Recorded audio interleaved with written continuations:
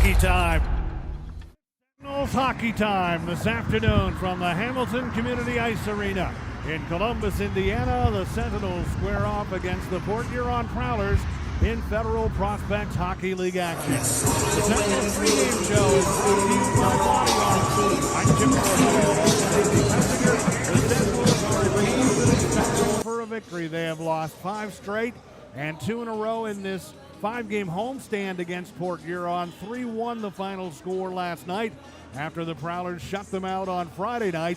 So the Sentinels will try and find some offense today, and that's been a big part of their struggle since their last win, a 3-2 shootout win on Friday the 13th of February at Danbury Arena over the Hat-Tricks. The Sentinels have had a very tough time scoring goals, just 5 goals and shut out twice in their last 5 games, and they hope to find an answer to that this afternoon. Yeah, and not only that, they've been shut out 4 times in their last 8 games on top of it. So it's been hard to come by some goals here for the Indiana Sentinels, but we've added some players to this roster here over the past couple of days who we hope to see try to add to the offensive side of things. We've had some guys who were sick on Friday, were unable to play in that game, and Bozinchenko and Maximus Merrick Tortorella. They came in yesterday and generated plenty of offensive chances for the Sentinels. They were just unable to find ways to get the puck into the back of the net. So, talking with Everett Thompson yesterday, you and I, after the game, he was, almost baffled by the fact that they weren't able to score more goals. And he was like, I've got a feeling that tomorrow the dam is going to break. It's going to be like a 9-goal outburst for the Sentinels here. So hopefully he's right in that statement. You'd be more concerned if the chances weren't coming. But yes, the chances are coming for Indiana, and we've seen that on the power play as well over the last couple of nights. And the power play is a big key of getting the offense on track overall.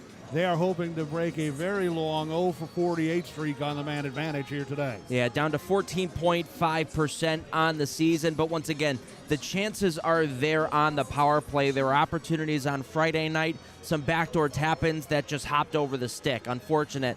There were some opportunities on Saturday night where there were scrambles in front of the net. They just were unable to find ways to get the puck on the stick and over the goal line. So it's one of those things where they're getting closer and closer and closer each time that they go on the power play. And the thing that I'm most happy with in regards to the power play is the fact that they're not getting overly frustrated and reeling it back.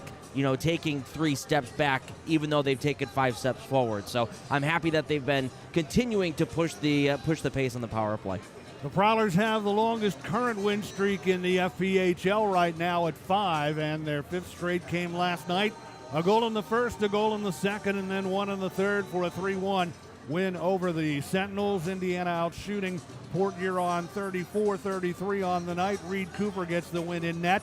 A 33-save effort. Chris Carr played well in a losing effort for the Sentinels. Penalty minutes, Indiana 28, Port Huron 20, and the Prowlers got goals at key times last night. That's one of the things that stood out. Nick Favaro at 18-14 of the first period. Brian Parsons at 18-32 of the second, and then Jamie Bussell on the power play at 17-44 of the third period to put the game away for the Prowlers. And goals at key times make such a big difference in a game momentum-wise, and that was the case last night. Yeah, it was ill-timed goals for the Indiana Sentinels on their side of things. Late in the period, after they had done so well and gained so much momentum to build up to that point. So unfortunate in the third period, just an ill-timed penalty taken by the Sentinels. Richie Colarusso at the very end of the game ended up getting a 10-minute misconduct afterwards for abusive officials as well. So, it's one of those things where if that penalty doesn't taken, what if? You get the goaltender off the bench and you get that 6 attacker out there.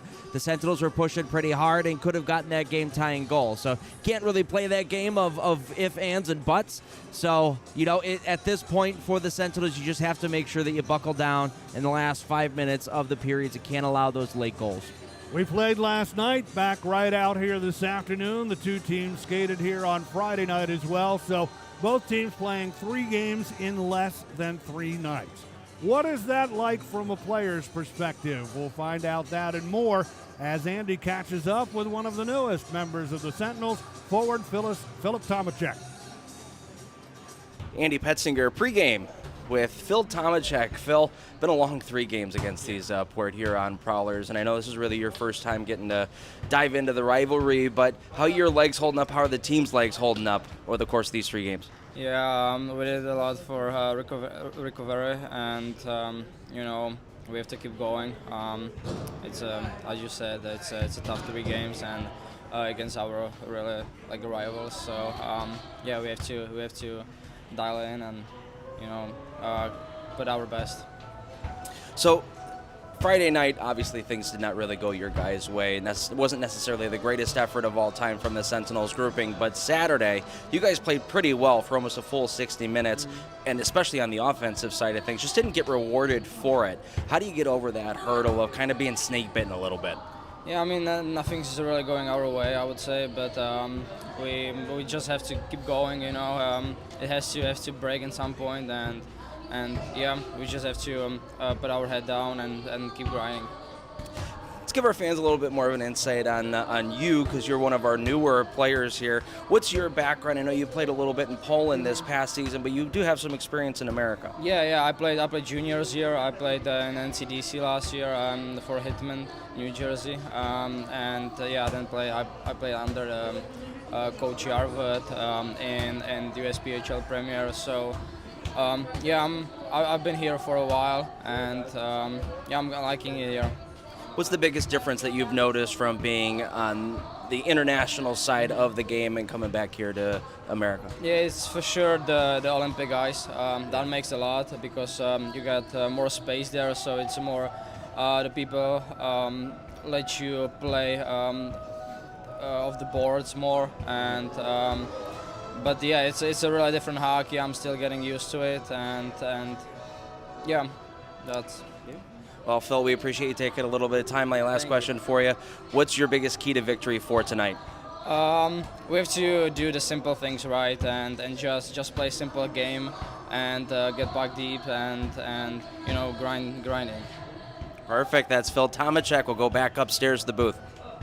Thanks to Phil Tomacek for joining Andy on the pregame show, brought to you by Body Armor. And one of the things that stood out for me, what Phil had to say, was doing the simple things right, and that is such a key when you're trying to snap out of a funk like the Sentinels are in. As one of my former coaches used to say when things were getting tough, stay simple, stupid. So when things really are starting to go the wrong way, you go back to the basics. You get the puck in deep. You try to dig out pucks along the wall. You try to cycle, try to generate some offense from below the goal line, and then you try to get guys to the front of the net. So it's hard in a professional league to try to dumb it down when things are going really bad and you're in your own head, but that's what's going to end up getting the Sentinels out of this funk. The Sentinels and the Port Huron Prowlers have seen quite a bit of each other. This will be the 12th meeting of the regular season. 8 of the previous games have been played in Port Huron, and the Prowlers have come away with wins in the last 6, starting with a 3-2 overtime win here at home on New Year's Eve, the 31st of December. And then the Prowlers following that up with a 4-3 overtime win in their building, and that came on the 2nd of January. Prowlers then winning 5-1 on January 3rd and 5-1 on January 24th. Friday night winning here 5-0. Last night getting a 3-1 win over the Sentinels. So Indiana will try and break not only their 5-game losing streak overall, but the stretch that they've run into against this Port Huron team that is in the number 2 spot in the Empire Division. Winners of 5 straight, the longest current win streak in the league after the Binghamton Black Bears had their winning streak snapped last night. Port Huron 23 wins, 13 losses, 1 overtime loss, 3 overtime wins, 1 shootout win, 78 points, 2nd in the Empire Division behind Binghamton and 5th in the league overall. The Sentinels have played 40 games, 7 wins, 27 losses, 4 overtime losses, no overtime wins, 2 shootout wins, 29 points, 7th in the Empire Division and 13th in the overall league standings. So Indiana and Port Huron about to play the final game of the regular season in this building. They'll see each other 2 more times before the year is all done, and that will be in Port Huron next weekend. And we will see the goaltender in net today for the Port Huron Prowlers, who shut out the Sentinels on Friday night. They will go with Bailey Huber in net once again today. Reed Cooper, one of the top goaltenders in the FPHL, was in goal last night for the Prowlers. And Huber, who earned the shutout win on Friday night, will get the nod here this afternoon. And the Sentinels, after having Chris Kerr in net the last 2 nights, will switch to John Werber today to see if he can get the success going once again in net. Yeah, Werber had a really tough start last Saturday against Danbury. In that 6-2 loss, he gave up 3 goals in 9 minutes and 7 seconds and was really left out to dry in that hockey game. So I'm sure he's chomping at the bit to get back in between the pipes. Usually we've seen the Sentinels go back-to-back with their goaltender switching off just a little bit. So that was not the case this weekend. And unsure if that was necessarily a silent word to John Werber, to maybe have a better game today, but from Everett Thompson. But I'm sure Werb's ready to go against the Port Huron Prowlers, who he's done pretty well against this season. He's 2-3-1 with a .367 goals against and an .878 save percentage in 6 games played against these Port Huron Prowlers. So he'll be ready to go. Werber was in net when the Sentinels beat the Prowlers on the 13th of December. He made 43 saves that night, and the night before in goal for a 4-3 win for the Sentinels. They had rallied from a 2-0 deficit in that game. Ivan Panovanov scored the game-winning goal at 11:05 of the third period, and John Werber made it stand up. So we'll see Werber in net this afternoon for Indiana. Around the league last night, busy night, Danbury shocks the FPHL world, beating Binghamton 4-3 in a shootout. So that ends the Black Bears winning streak at 7 games. Elsewhere, the Watertown Wolves defeated Twin City 3-2. PD Ice Cats shut out the Blue Ridge Bobcats 4-0. Columbus River Dragons knock off the Biloxi Breakers 7-3. Hard times continue for Biloxi, and they have now lost 15 straight.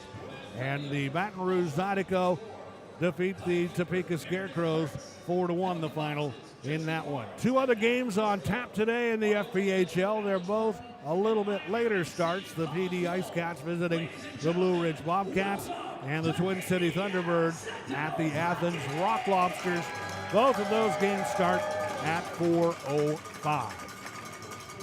So the Prowlers, 5 in a row, longest win streak. Binghamton, they remain hot, 7-1-2 in their last 10 with the shootout loss last night. The Blue Ridge Bobcats continue to play well. They are 7-2-1 in their last 10, although they have lost their last 2 in a row. And the PD Ice Cats, they've won 4 straight now, 8-2-0 in their last 10, trying to hold off a challenge from Twin City for the last playoff spot in the Continental Division. And the Columbus River Dragons, they're still playing very well right now. They've won 2 in a row and 8-1-1 in their last 10. Tonight, the Sentinels try and snap out of their 5-game losing streak. The Prowlers will try and extend their 5-game win streak, and we'll take a look now at the starting lineups. First for the visiting Port Huron Prowlers, Bailey Huber gets the start in net. 5'10", 180-pounder out of Minnesota. He got his 7th win of the year here on Friday night, 7-4-0. Is his record with a 2.78 goals against average and a save percentage of .894. And defensively, it'll be Rhett Lockhart and Brian Parsons paired up with Alexander Ray, Luke James, and Connor Bazal up front for the Prowlers, who are led in goals by Bobby Price with 18. Alex Johnson is the assist leader with 30. The point leader, Matt Graham, 38, with 16 goals and 22 assists. Penalty minute leaders, Ben Brockway and Brian Parsons. Brockway with 143, Parsons with 139. And the Prowlers, as we mentioned the last couple of nights, are the most penalized team in the FPHL. They have accumulated just under 1,200 minutes now in penalty time so far this season. And the Prowlers on the power play, that's been one area that they've struggled at this year. Their power play converting at a rate of 15%, and their power play goal leader is Matt Graham. He doubles as not only one of their top producers on the ice, but off the ice he serves as head coach. So he's out there in the player head coach capacity. And they will have Jamison Bork on the bench as the backup goaltender today. Reed Cooper, who got the win last night, gets the night off entirely, the afternoon off entirely here this afternoon as Bork will back up Huber. Now the starting lineup for the Indiana Sentinels, and Coach Everett Thompson trying to get this offense on track. Will send out a line of Ethan Esposito with Blake Peavy and Maximus Merrick Tortorella. Or correction, make that Philip Tomacek up front. Tomacek, Peavy, and Esposito up front with Vladdy Pavlov and Maximus Merrick Tortorella on defense. So normally Tortorella is a forward, but he played defense last night, pressed into that role today, and hopefully he can contribute some offensively with the good skills that he has from a defensive standpoint here today. Well, I thought he did really well yesterday, getting tossed into a position where he had a couple practices under his belt at the D position, but practice and game obviously are totally different speeds. So I thought overall he looked pretty good. He jumped up into the play offensively when he should have, but he also did well on the back end as well. And it looks like we are going to have another 5D rotation today. I'm only counting 5D on the roster right now, so we'll see if that ends up staying the same way, or if maybe we see Blake Peavy dropping back for maybe a shift or two to give the defense a bit of a breather. Darren Trebus, who the Sentinels just acquired, scratched from the lineup today, as is Matthew Castillo, a defenseman. So we could see Peavy, as Andy mentioned, pressed into service on defense as he did the past couple of games. Peavy, the Sentinels team captain, and with a ton of experience, able to step back there into the defensive role if called upon in front of goaltender John Werber, who starts today. Werber, 6 foot, 175-pounder out of New Jersey with a one-loss record of 5-13-2 and a goals against average of 4.23 and a save percentage of .884. Face off in a moment from the Hamilton Community Ice Arena, but first our national anthem.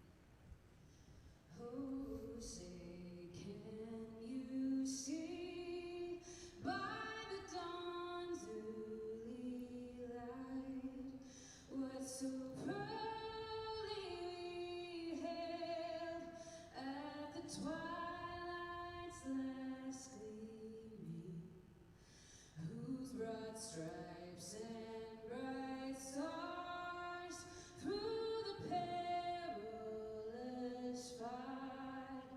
Oh, the ramparts we watched were so gallantly streaming, and the rockets' red glare, the bombs bursting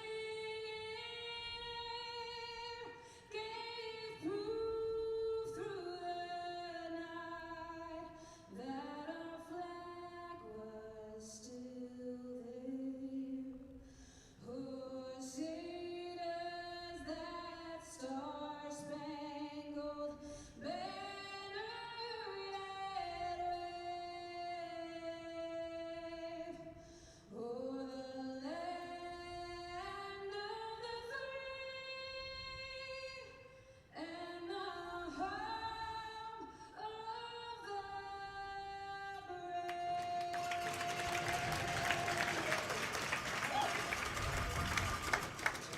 The Sentinels are trying to generate some exciting moments at home for their fans. They've not come too often here at home in the inaugural season in the FPHL. 2 wins at home, December 19th, 6-4 over the Watertown Wolves. December 26th, 5-4 shootout win over the Blue Ridge Bobcats. They got points in a 3-2 overtime loss, 1 point in the standings, November 29th, in a game against the Blue Ridge Bobcats, and they picked up a point on December 31st in a 3-2 overtime loss against Port Huron. So we'll see if today could be the day that the Sentinels generate some offense and give these home fans who've come out and made this building loud to support this team something to cheer about here today. That's one of the things that the Sentinels certainly want to try to shore up before this season comes to a close, is trying to start to put together some victories on home ice, making this place a place where you come in, you're like, oh man, I can't lose again, right? So it's certainly home ice advantage needs to start turning the way of the Sentinels. The first period of Sentinels hockey is brought to you by Sprague Hotel Developers. Blake Peavy on the face-off to start the game against Port Huron's Connor Bazal, and they're going to drop the gloves. Bazal drops the gloves against Peavy right at center ice. Peavy and Bazal eyeing one another up just off the opening face-off, and Peavy coming with a couple of rights. Peavy trying to hold off the rights, countered by Bazal. They both go down, and the linesman separates them. They fight 4 seconds in. You look to your captain to try to spark some life into your team, and just 4 seconds into this hockey game, Blake Peavy picks out Bizal. That was a predetermined fight, that's for sure, because it was right off the bat. They were all ready to go. They knew exactly what they were going to do, and they dropped the gloves and did it. Couple good licks on both sides. Boys lost their balance just a little bit at the end, but that's a way to start a hockey game. Bazal, 6 foot, 195-pounder with 33 minutes in penalty time. Peavy, 5'11", 190. And just 2 minutes in penalty time in the 8 games that he has played for the Sentinels so far this year. So 5-minute majors, and that gives the crowd something to cheer about right off the bat this afternoon. And the Prowlers with some pressure on as we resume play. Puck in the Sentinels' end. Indiana attacking left to right here in period number 1 in their home blue jerseys with the white numerals and the gold trim. Prowlers in their road whites with the red numerals and the red trim. Esposito out through center up right wing. Puck grabbed now by Tomacek on the right wing side. Spins one toward the net wide of the goal.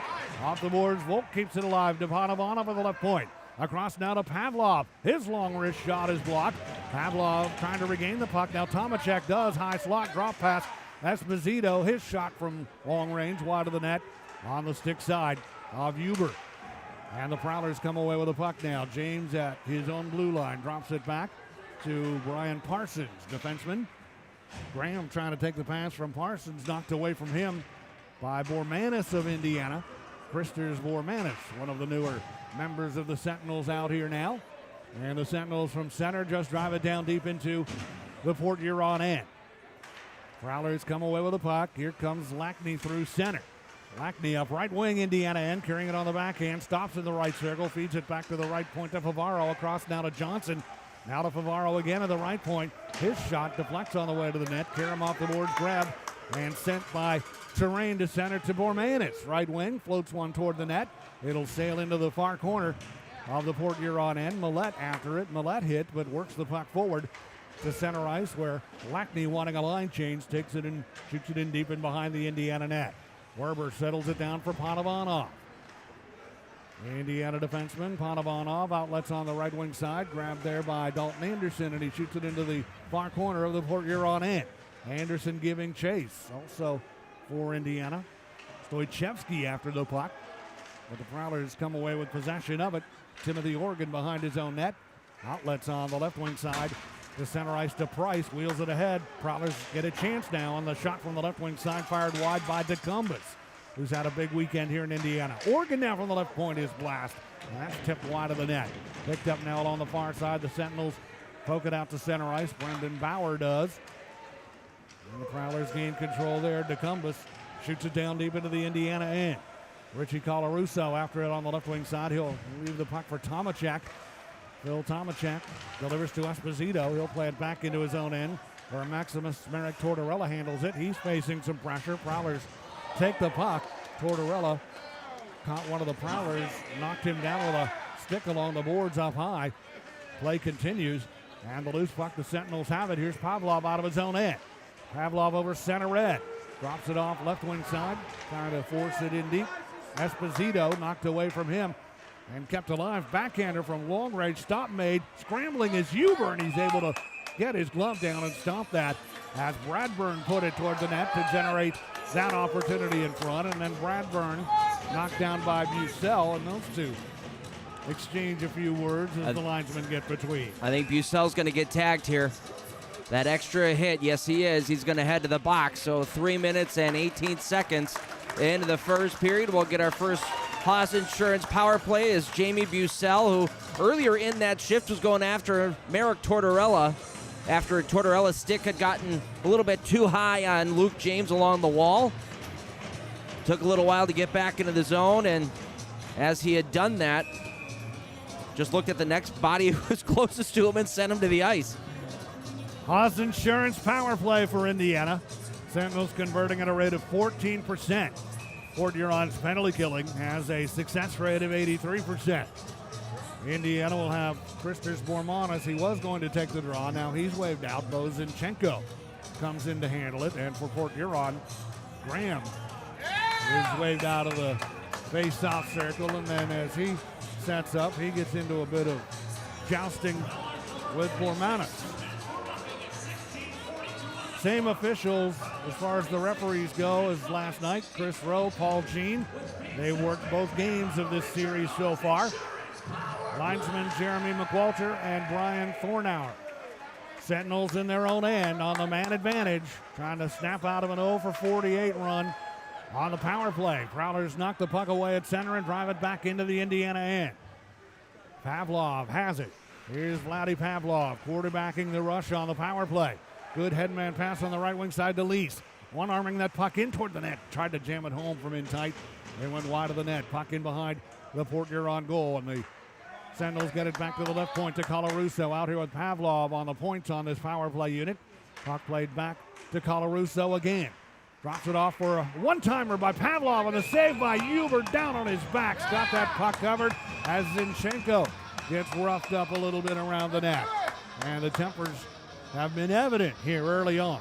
Well, you see a team enough in a short time span, you're going to get to know them pretty quickly. In this shift here, it was Christos Bormanis and Matt Graham from the very start of the faceoff. They both were going to take the draw against one another. Then they both got booted out separately. They were hacking and whacking at each other along the wall, and even after the puck had gotten dropped, they were going after each other. And they'll both sit down in the box now for a little more extracurricular activities, so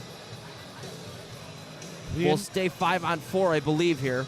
The initial penalty that put the Sentinels on the power play came at 3:16, a roughing minor to Jamie Bucel. And the Sentinels will stay on the power play. It will remain 5-on-4. Coincidental minors handed out. And 1:14 left on the Haas Insurance power play. Peter Stoichevsky in to take the draw. Won it for the Sentinels cleanly. Back to the left point to Tomachak. Over now to Panovanov at the right point. And they'll work it in deep to Esposito in the right wing corner. Esposito challenge. Puck bouncing loose, and the Sentinels get to it, and they clear. The clearing effort hits Tomachak up high and comes out to center. Esposito for Indiana. Challenged by James, who goes down as Esposito shoved him. And now Esposito with it at center. Rolls it slowly into the right wing side of the Port Huron end. Prowlers try and clear. Esposito first one there. Left wing boards with that puck. Flips it in deep into the near corner to Bauer. Back to Esposito. Out now to Panovanov on the left point. Cross ice pass to Tomachak, right circle. Phil Tomachak delivers back across to Panovanov. His shot deflected. They score! Sentinels take a 1-0 lead. Excellent work on the power play. Finally, they get one as Brandon Bauer is able to steer it home. And Indiana has a 1-0 lead. Well, you said it. Brilliant puck work for the Indiana Sentinels, who now get to take a breath of fresh air. In 49 power play tries, they finally convert on this one. And congratulations to Brendan Bauer, his very first FPHL goal right at the top of the crease. Redirects that one into the back of the net past Bailey Huber. Brendan Bauer, 6'2", 188-pounder out of Ontario, playing in his third game with the Sentinels this afternoon, gets his first pro goal, and Indiana has a 1-0 lead. So that's the start that the Sentinels were looking for today. And that'll spring Bucel from the penalty box, and the teams will go back to even strength. So the Sentinels have to feel like a huge weight has been lifted off their shoulders.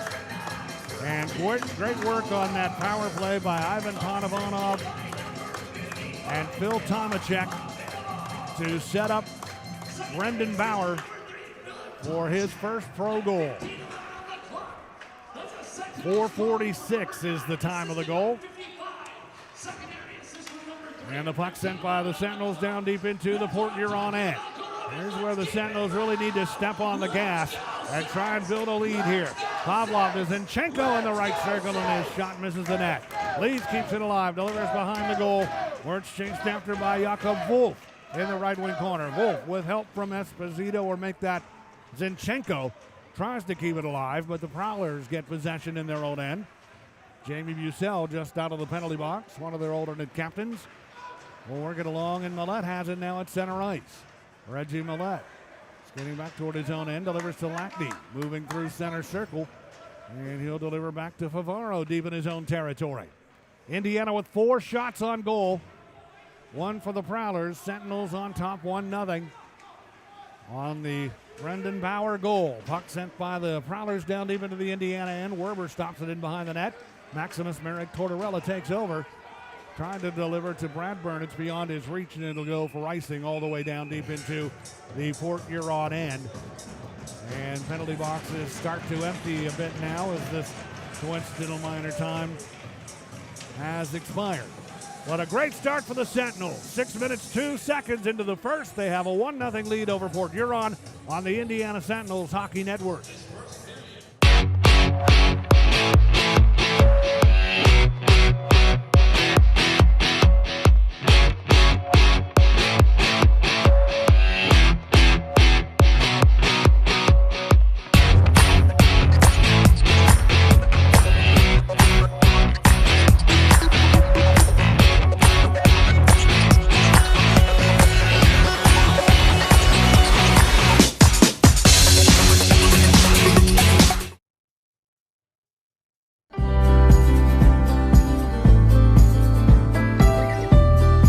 Scott and his entire team, from the most simplistic things to the most complex, are phenomenal. They're informative, responsive, and something that's important to me, they're honest. As a business owner myself, I know how important it is to protect your livelihood. I'm Scott Weatherford, owner of Richard Hawes Insurance. Give me a call today and we can chat about how an independent agent can save your business money.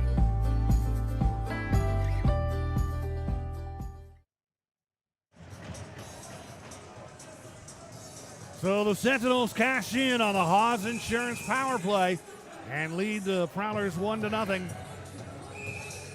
And that's the start they were looking for, especially on the man advantage. Absolutely.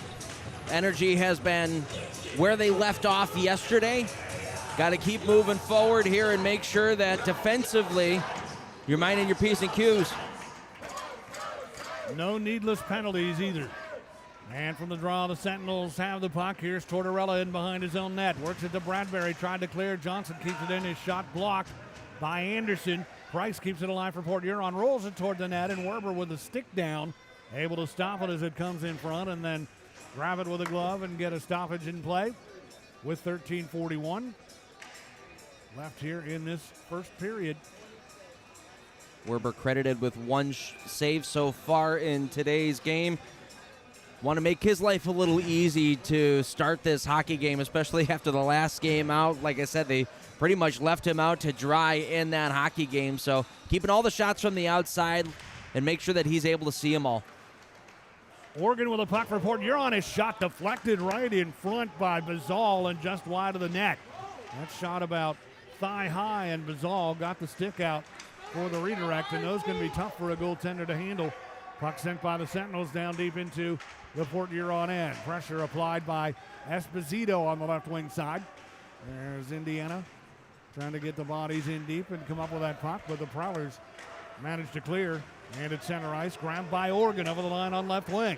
Oregon hit and slowed down. Colarusso, good job defensively. Whistle stops play. We've got another penalty from in behind the play. It's going to be an interference call at 6:57 of period number 1.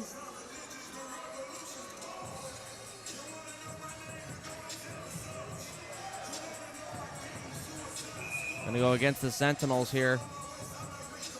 And we did have a penalty at 5:57. A pair of them for inciting an opponent a 10-minute misconduct. Didn't result in any power play time. But this one will with the interference call against Indiana's Richie Colarusso. And a power play with the Prowlers as the Sentinels send the puck down deep into the Port Huron end. Powerade penalty kill for Indiana. First time tonight that's been utilized in the loose puck. The Prowlers have it into the Sentinels end, and a glove stop made by Werber on a shot by Alex Johnson coming down the right wing side. So 22 seconds into the power play, Werber with his second stop of the night. That's a really good confident save there from John Werber at the top of the crease, picking cherries out of the tree. He made a really good one. A shift before that, you had mentioned it, a redirect about thigh high, good 25, 30 feet out in front of the net. He was able to stay with it and kick it out to the corner. And the face-off will be in the right wing side of the Indiana end. Tomacek was going to take it. He's waved out. Jakob Wolf will come in to handle the draw. And Wolf on the face-off, able to free that puck up. Tomacek has it, hammers it through center, all the way down deep into the Port Huron end. So that'll take some early pressure off on this Powerade penalty kill for Indiana. Prowlers trying to counterattack quickly. Slowed down by Ponovanov along the boards as Johnson, but he directs it in deep into the right wing corner. Reggie Millette trying to work it loose. And he does. Millette pokes it back in behind the goal. Gathered in near side by Luke James. Left wing corner now to Lackney. Holding that puck. Delivers to Johnson at the left point. Over to Millette at the right point. Millette back to Johnson. And he'll drop it off down to Lackney along the near boards. Lackney skates with it in deep to the near corner. Delivers left point. Johnson steps in. Works it across to Millette. He and Johnson crisscross now as Millette takes the puck. Gives it back to Johnson, who puts it in front. Lackney couldn't quite get it settled down, but he did snap a shot that went wide of the net. Now Millette with it at the center point to Johnson. Shooting save. Rebound. Sitting loose in front and knocked just wide of the net. How that net was missed by Lackney, I will never know. And Lackney will be talking to himself for 6 weeks after that. What a job by Werber to dive across with the paddle. I'm not sure if he got it or not, but he also had two defensemen who were there to help him out as well. And as a goaltender, you just throw something back and try and get a piece of that puck somehow. That thing was sitting there for what seemed like forever as Lackney sized it up. And Werber and company able to keep it out of the net. Well, with goaltenders, you can tell how good they're feeling by their battle level, by their compete level. Right there with John Werber, made the pad save, deflected off a couple bodies in front, rolled towards the goal line. He's able to dive back with the paddle of the stick, doing whatever he can to try to keep that puck out. And Lackney with 11 goals on the season, and thought for sure he was looking at number 12 to tie the game right there. Penalty down to 5 seconds. And the Prowlers with it through center. Here's Price to Bucell on left wing. Bucell skates toward the high slot. Feeds it across to Favaro as the penalty expires. Great work on the Powerade penalty kill. And the Sentinels get to a loose puck in their own end. Turned out to center ice. Zinchenko with it off a feed from Bradburn. Now to Pavlov. Lost the handle on it as he tried to move toward the net. And the Prowlers gain control of the puck. It'll be sent by Blake Anderson along the far side of his own end out to center. Getting tangled up Zinchenko at center ice with Favaro. Play continues. Puck sent by the Prowlers deep into the Indiana end. 10:30 to go here in the first period of matinee hockey at the Hamilton Community Ice Arena. And a good start for the Sentinels, up 1-0. Sentinels deal it down deep into the Port Huron end, but it'll be whistled for icing. Shots even now at 4 apiece. And the puck will be brought back down deep into Indiana territory for the faceoff. Zinchenko had an opportunity to go one-on-one with one of the Port Huron defensemen, but unfortunately in the neutral zone just lost control of the puck enough to where it slowed him up, and he had to pull up and wait for the late men to come into the play. That denied a scoring chance for the Sentinels. Here are the Prowlers from the faceoff, and Bazal, a quick shot wide of the Indiana net. Put back on goal from the right side. Sent wide of the net by Lockhart. Sentinels up with it now on the move through center. And a long one from the left wing side by Bauer on goal is stopped and held on to by Hubert. What a fancy little pass that was by Stoychevsky. He was able to drag it to his backhand and put this puck through the legs of Reggie Millette to find Bauer on the opposite side. A confident play there by number 13, Peter Stoichevsky. Those penalties that I had mentioned a little earlier, the inciting an opponent 10-minute misconduct, were handed out to Christos Bormanis of Indiana and Matt Graham of Port Huron. So Bormanis and Graham sit down for 10 minutes. Does not affect the play on the ice as far as power plays go, but those two will be out of service for a bit longer. Sentinels 1 for 1 on the power play today. Port Huron 0 for 1. And the Prowlers with the puck at center ice, trying to get the equalizer. It's sent in deep on the right wing side to Price. Rolls it along the board's left wing side, sitting loose after it. Jakob Wolf able to knock it out the center. Colaruso's got it. Skates up right wing. 2 men back. Colaruso double teamed, has the puck knocked away, and the Prowlers race back the other way with it. It's Anderson down the left wing side of the Indiana end with Ray. Anderson knocked down. Sentinels have the puck. Here's Bradbury to center. Bradburn to center for Indiana. Ridden into the boards with the puck kept alive by Tomachek of Indiana. Phil Tomachek drives it in deep into the left wing side of the Port Huron end. Tomachek battling 2 Prowlers in behind the net, and Port Huron able to come away with possession of it. 1-0 Sentinels lead. Up the right wing side, Millett with a chance, feeds it across in front, and a big stop is made by Werber on Jamie Bucell. Werber with a huge one there. Puck back to the left side to Johnson. Moving in through the near circle. His shot blocked by Panovanov. Or make that Pavlov, and Pavlov comes away with it now for Indiana and leaves it for a trailing team captain Blake Peavy. Off now to Pavlov, in through the left circle, Port Huron in, tight angle shot goes wide of the net. Puck caroms off the boards out towards center ice. Bauer gets to it, taps it back into the Port Huron end. Favaro for the Prowlers to Price on left wing. Tortorella back, challenging him, knocks the puck away. Tortorella with it now out of the near corner of his own end. Skates dangerously in front of his own net, but will feed the puck ahead to Zinchenko on the right wing at center. Crossing the blue line, Zinchenko flips one toward the net, sticked aside by Huber, and off the blade of that big goaltender's stick and up over the glass and out of play with 8:02 to go here in this first period of a 1-0 Sentinels lead. So a good start for Indiana. Hopefully they can keep it going this afternoon against Port Huron on the Indiana Sentinels Hockey Network.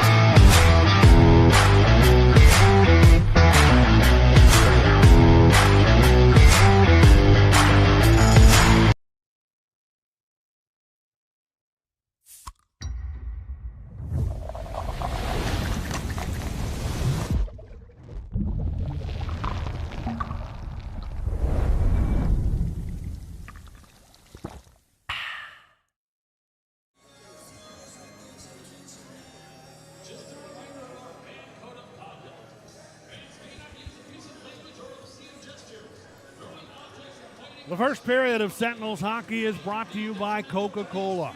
Indiana leading it 1-0. The only goal of the game, a power play goal at 4:46, scored by Brendan Bauer, his first pro goal. Ivan Panovanov and Phil Tomachek assist on it. And the Sentinels 1 for 1 on the power play and successful on the penalty kill.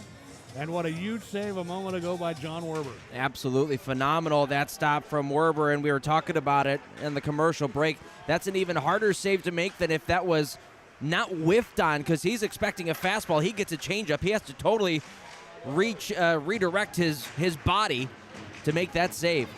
Prowlers with some pressure on again in the Indiana end. Parsons, a long shot from the left point wide of the net. Grabbed off the boards right wing side by Connor Bazal. Out to Parsons. Long one on that save by Werber, and the rebound was in front. Sentinels Tortorella able to get to it. Feed it out of danger to Esposito on the left wing side. He'll bring it to center and chuck it in deep into the Port Huron end. Hubert handles it, leaves it behind the net for Parsons. And clearing it out now to James at center ice. Lost the handle on it. Back for it, Bucell. Backhands it into the Indiana end. Vladdy Pavlov with it in behind his own goal. Talented Sentinels defenseman sends it to center ice to Anderson, who redirects it toward the net and wide of the goal. Anderson after it again, leaving it left side. Panovanov now to Pavlov. Angles it in deep and behind that Port Huron net. Prowlers take possession there. Favaro with it. Challenge, losing it, and right in front. Anderson grabs that loose puck and puts it on net, and Huber had to be alert there as that scoring chance came out of nowhere. And Dalton Anderson almost made it 2-0. Oh, this is a failed clearing attempt, and a good job by Peter Stoichevsky just to get an angle the correct way. Got his stick on that clearing attempt, found its way right to Dalton Anderson, who was almost in a little too tight when he had found that puck. Really wasn't able to get too much done with it, get any elevation on that, and a good stop required from Huber. Each team has 6 shots on goal. Sentinels leading it 1-0. Their goal was a power play goal. And the Prowlers from the face-off battle to try and clear. And going to his knees, but maintaining control of the puck is Anderson, shooting it through center and down deep into the Indiana end. Panovanov tying his man up, and that'll enable Pavlov to take the puck for Indiana. Laid up to center ice to Peavy. Team captain spots Wolf up right wing. Jakob Wolf backhands it in front of the net, knocked aside by Huber, kept alive by the Sentinels. Pavlov to Panovanov with a lot of traffic in front. He shoots and the stop made. Put back in front. Peavy shooting. Big scramble in front. Huber down. He's got that puck stop as Tomachak was looking for it in front. And the Sentinels with some great pressure on Huber, who was tested in a big way there. Boy, 2 shots on that play that I don't know how it got through. Amazing bodies. The first one from Panovanov at the blue lane. The second one coming from Blake Peavy right at the tops of the circles, and 2 saves from Bailey Huber with the left pad to keep this 1-0. But the Sentinels are all over Port Huron here early in the first. Bailey Huber was in net on Friday night and got the win in a 5-0 shutout. And he's faced some good pressure here in period number 1 from Indiana. And the faceoff will be in the right wing circle. It'll be to Huber's glove side. Dalton Anderson to handle it for Indiana. Ray gets waved out of the faceoff circle for Port Huron. Luke James will come in to take the draw. Huber's glove side played right into the slot off the faceoff. Prowlers get to it, and they manage to force it out to center. Colarusso at center for Indiana. Delivers to Anderson, now to Bradburn. Backhands it into the Port Huron end. Indiana 1, Port Huron 0. Prowlers look for an opening. They deliver it at center ice to Connor Bazal, and he shoots it down deep into Indiana territory. Handled by Werber, clears it to the near side. Bradburn trying to play it out, kept in though by Brockway. Long shot, hits traffic on the way to the net. Picked up, fired from long range, and gloved by Werber. On the blast from the right point by Brian Parsons. John Werber was anxious to get back into the net after being on the bench the last couple of games. And Werber has played well here in period number 1 this afternoon. As some feistiness continued around the net after he held onto that puck in his glove. Another really confident save there from Werber. He had both Luke James and Connor Bazal right up in his grill. Was able to pick that puck and not give up any rebound at all. Giving the Sentinels an opportunity to change up their lines and get ready for a defensive zone draw. Jonas Lease will be out here centering this line. Lease on the face-off against Graham, done serving his 10-minute misconduct. And the Prowlers control a shot by Lackney high and wide of the net. Sentinels get to it. And it is Vormanis at center, out here with Lees and Zinchenko. Getting it in deep into the Port Huron end. Prowlers try and clear, knocked away. Lees did, gets it toward the front of the net. Zinchenko tied up as he tried to get to it. Now Bradburn keeps it alive for Indiana and drops it in deep into the right wing corner, but the Prowlers come away with possession. Lackney ahead. Millette has room up right wing. Millette challenged by Tortorella, gets in deep. Circles in behind the net. Leaves it for Organ now at the left point. Tim Organ slides it in deep near corner Indiana end. Puck went off the linesman's skates, and the Prowlers get to it. Lackney with it, trying to center. Broken up by Indiana's Christers Bormanis.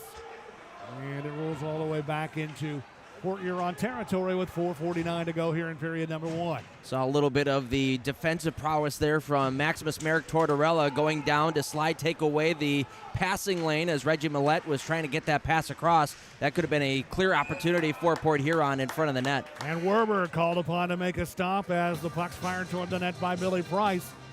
Werber makes the save with 4:35 to go. here in the period, and it looks like we're going to have some more penalties handed out. Both penalty boxes are open.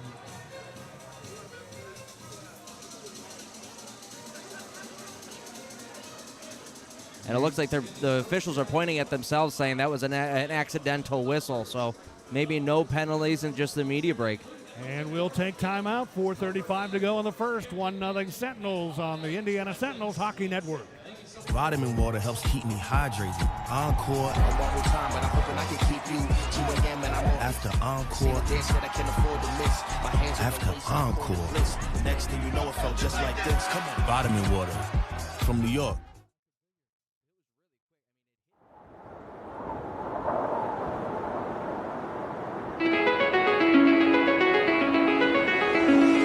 It's calling me like the rainbow. It's calling me like the rainbow. The rainbow.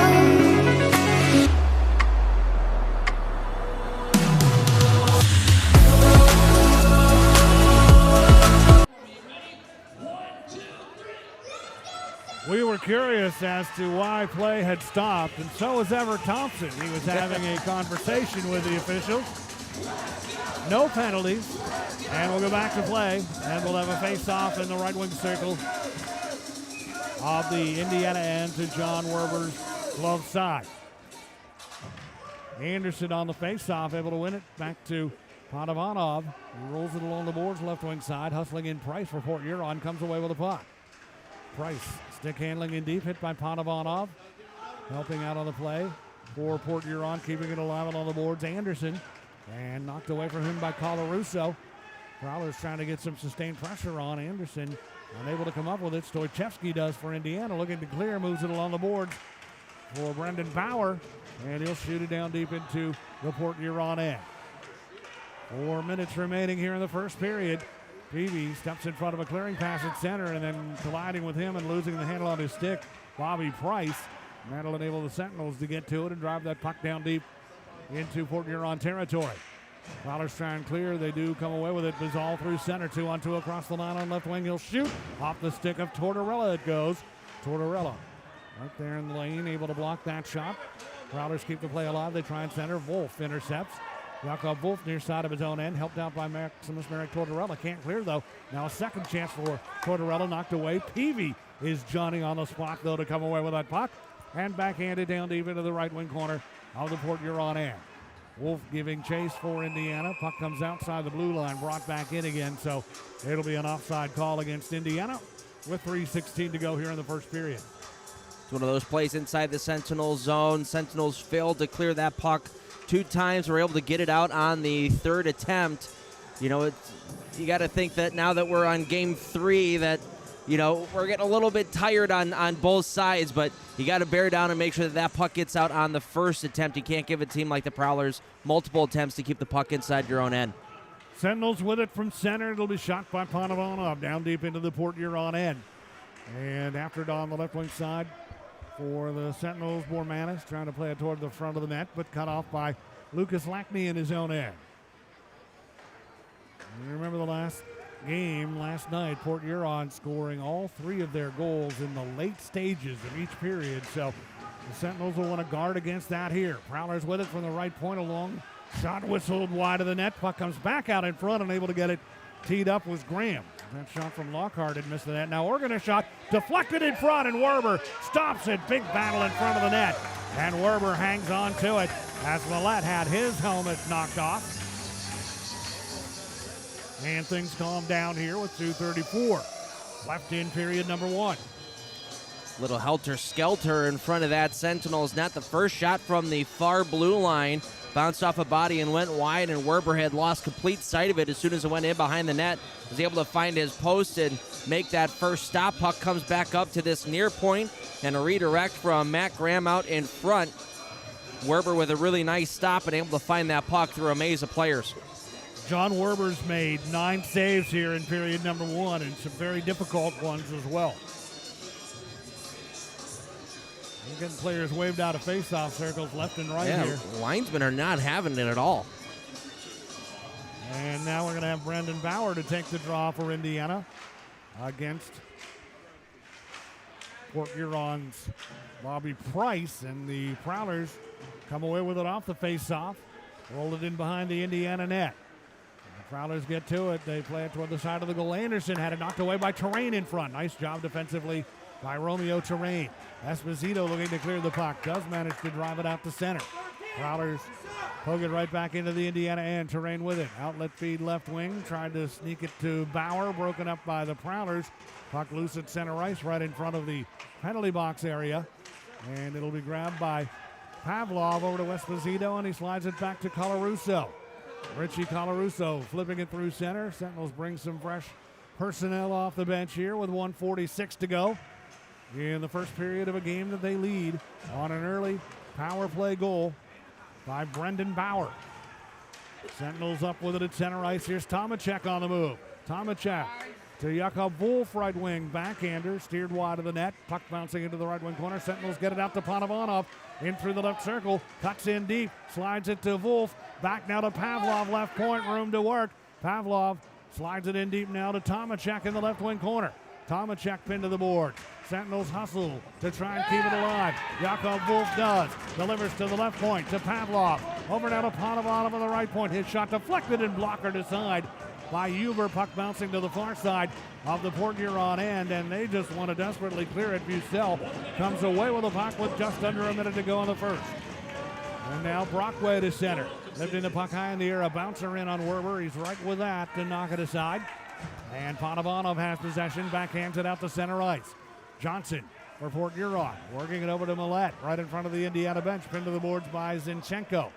38 seconds now to go in the period as it's played back to Johnson at his own end.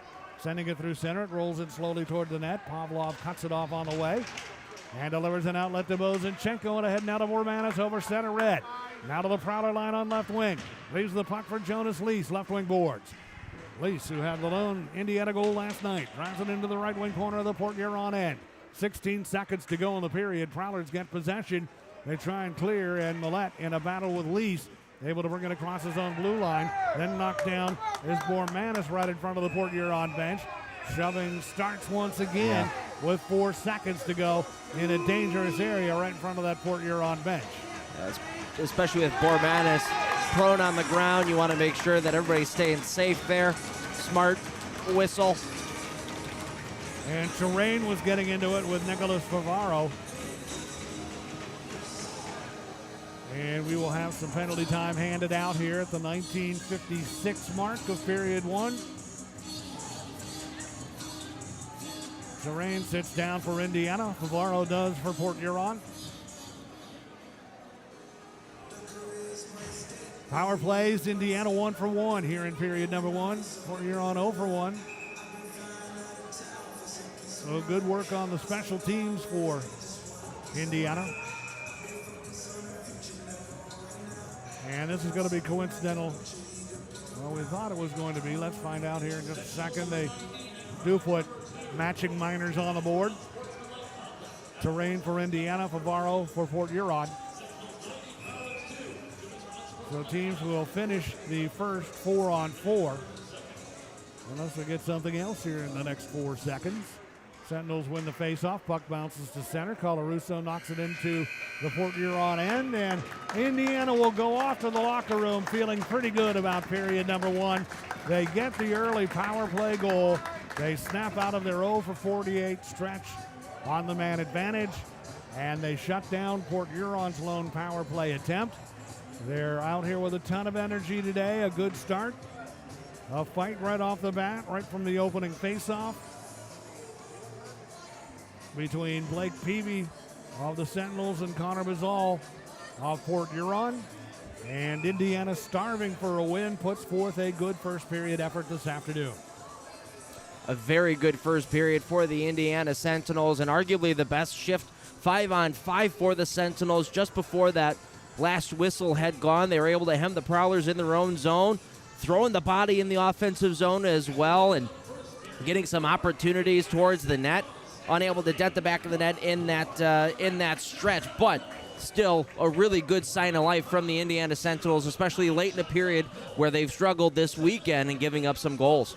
That's been a thorn in the team's side this weekend, and especially in last night's game. The Port Huron Prowlers won by a final score of 3-1. They scored late in the first at 18-14, late in the second at 18-32, and then late in the third at 17-44 on the power play in that 3-1 win. But the Sentinels prevent that from happening here in period number one, and they go to the locker room with a 1-0 lead, and that's something that they have not enjoyed much of late. And hopefully that feeling will be contagious and the confidence will grow. You're 40 minutes away from potentially snapping out of the 5-game losing streak overall and the 6 straight that have come at the hands in the season series against Port Huron. And I mentioned after that power play goal, they could take a deep breath now, which is true, but you also don't want to relax and pull back from the game that you've been playing and that you've been successful at. Just because you have the lead after one period of play doesn't mean that you can sit back on your laurels. You got to continue pushing this pace of play that you've set. And it's every factor that comes together to bring about success, and one of the factors that has been a big one in this first period has been the play of John Werber in net. Very good period for John Werber. We had mentioned his last game against the Danbury Hat-Tricks was a tough one, was left out to dry.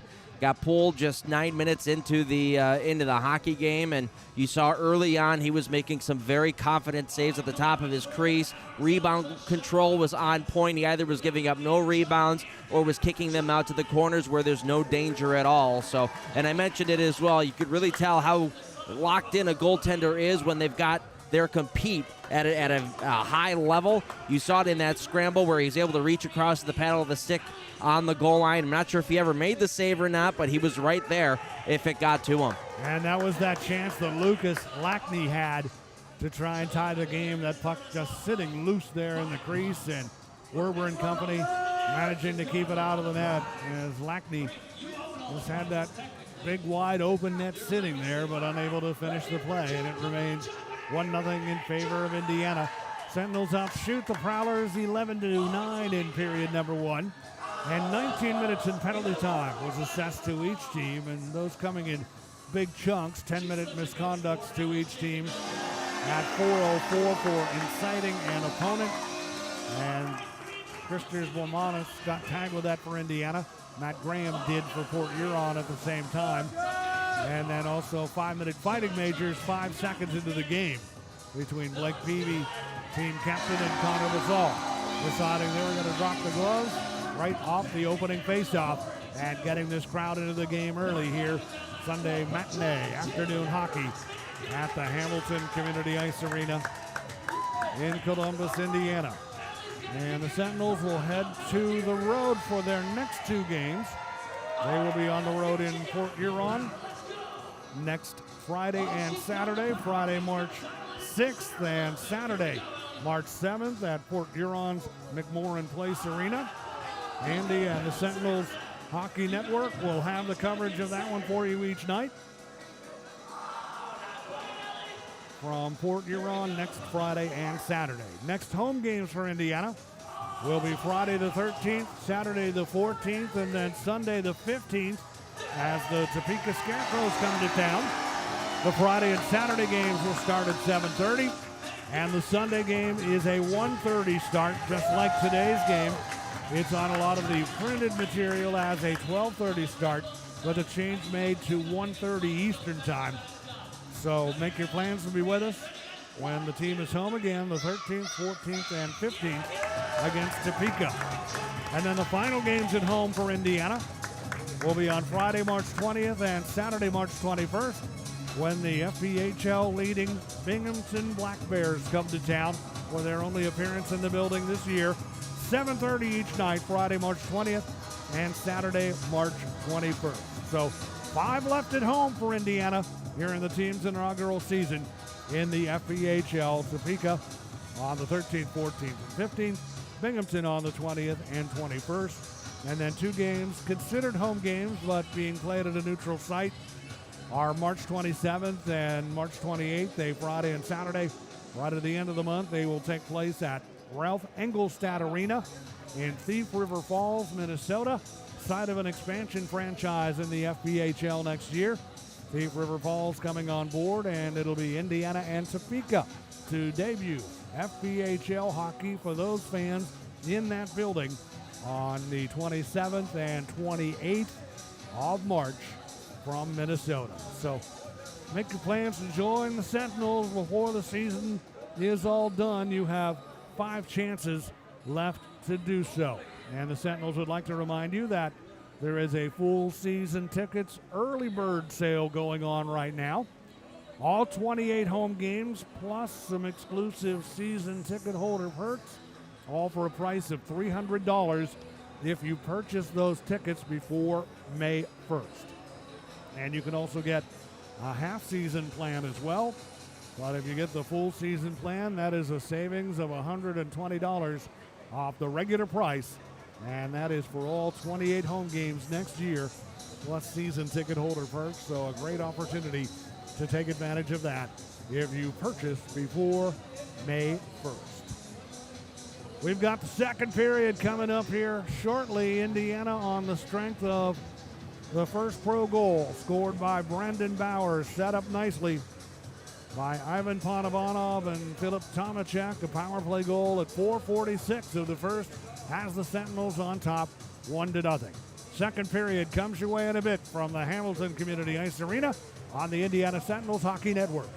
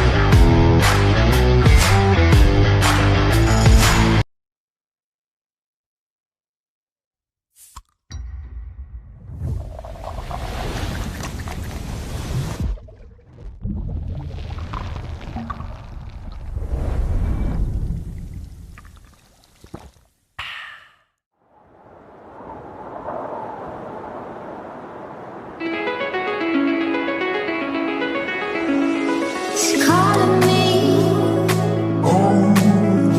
like the rainbow. It's calling me like the rainbow. The rainbow.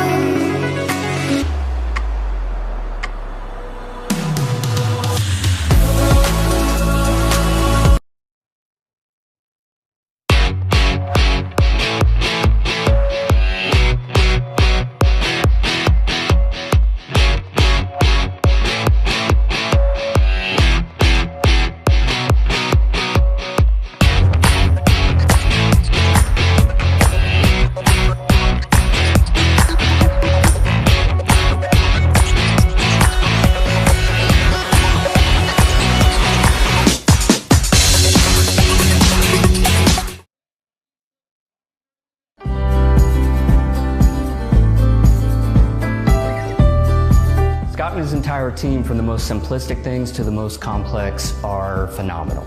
They're informative, responsive, and something that's important to me, they're honest.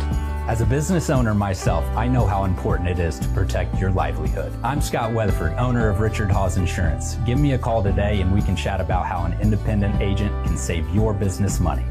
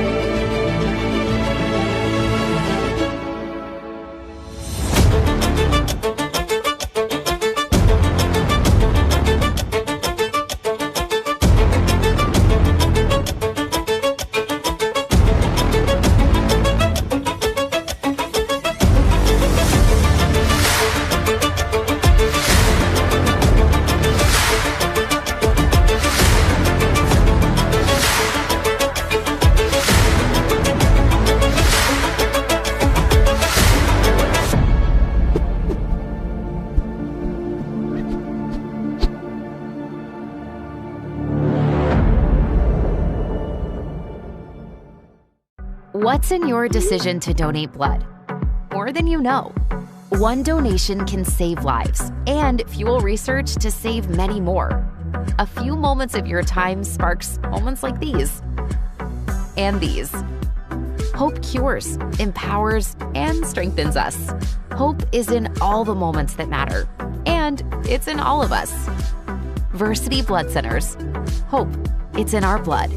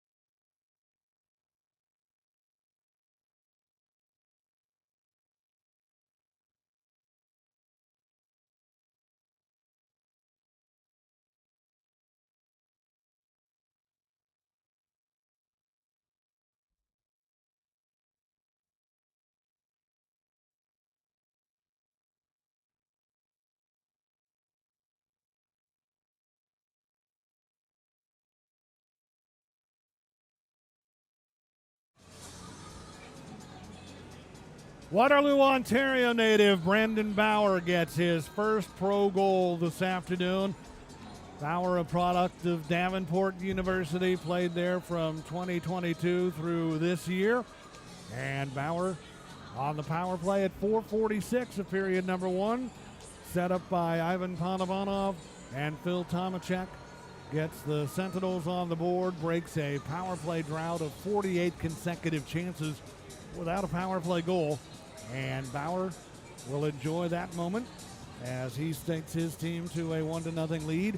Bauer coming on board with two other teammates from the Davenport University ranks, Noah Bradburn and Peter Stoichevsky, with Coach Everett Thompson's connections to Davenport University, where he served as an assistant coach. And bring those three on board. They make their Sentinels debut this weekend, as does Christers Bormanis. He had been playing professionally in Latvia. He's got some experience playing in the FPHL with Watertown, Danville, Danbury, and Delaware. FPHL totals 46 games played, 7 goals, 27 assists, 34 points, 41 minutes in penalty time.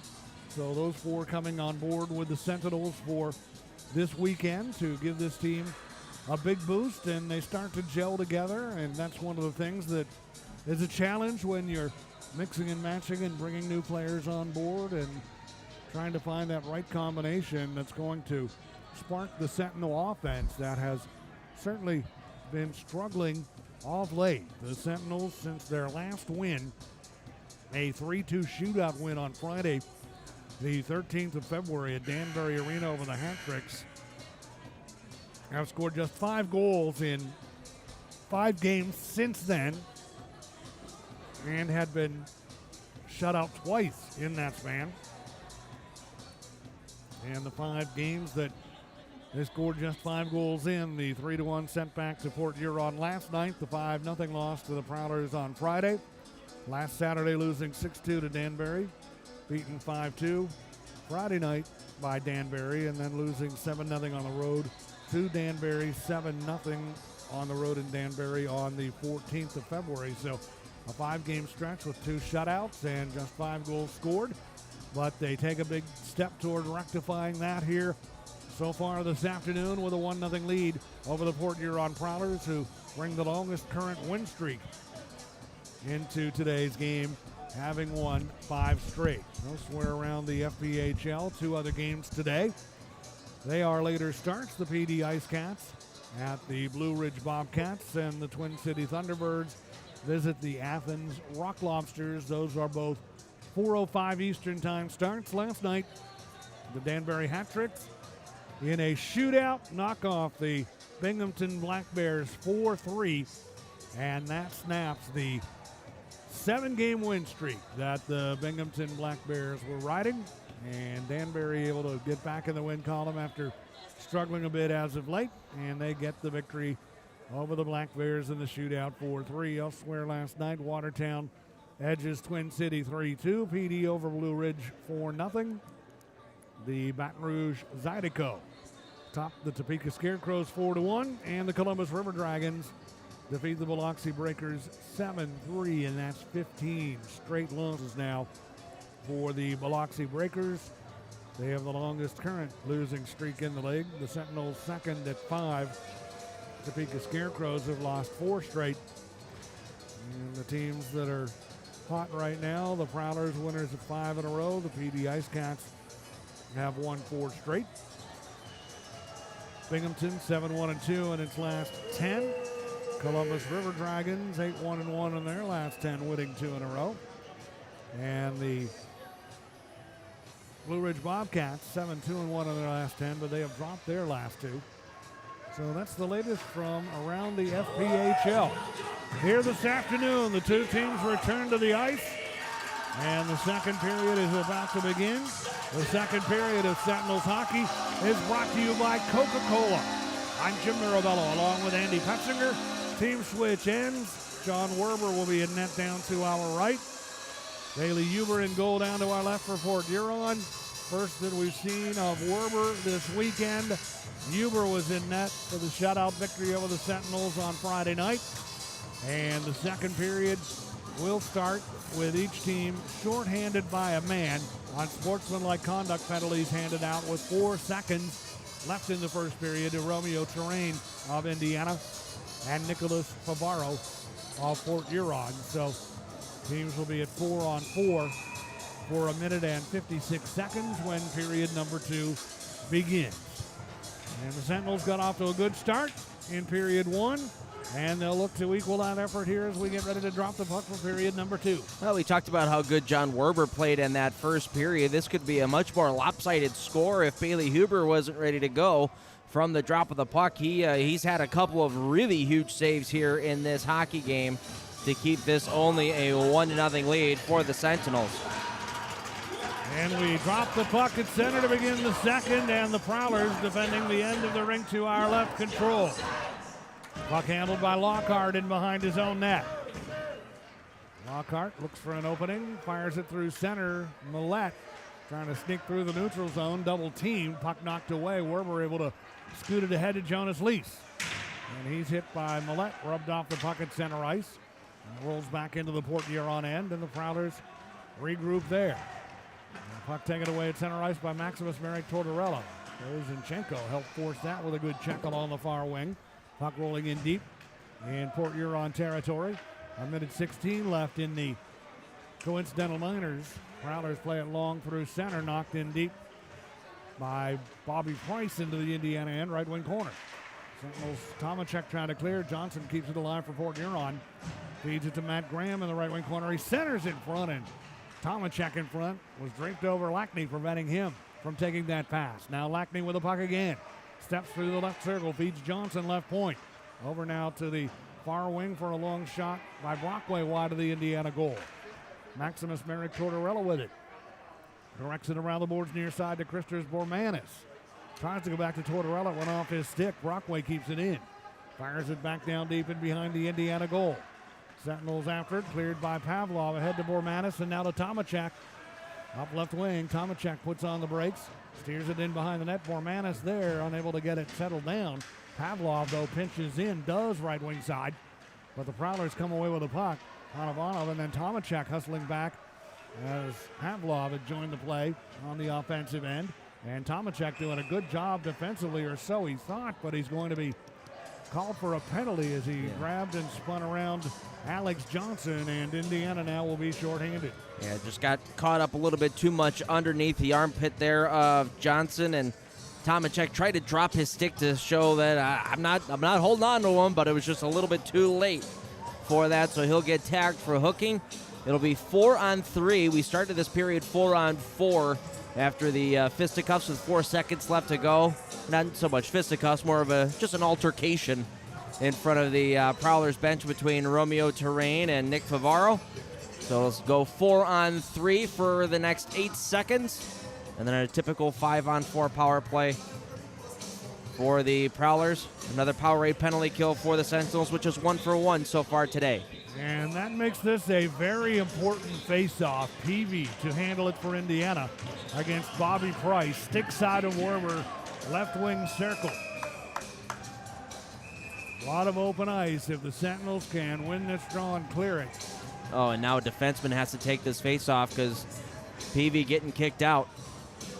And Panovanov will come in to take it. Prowlers come away with control off the draw. They get it to the point to Anderson. He'll shuffle it off to the left side for Bucell, whose shot hits traffic on the way to the net. Puck bouncing free. Colarusso there. Taps it out to center. Lease with it. 1-on-2 into the Prowlers' end. And puck taken away by Port Huron's Blake Anderson. He lost it at center. Panovanov with it. Back short-handed, and he overskates the puck as he tried to get a little fancy at the blue line. And the Prowlers gain possession. Here's Favaro.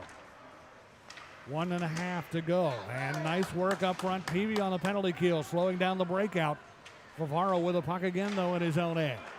As the Prowlers start to center, Anderson, long pass left wing side, taken in stride, carried in deep, fired from a tight angle on the left wing side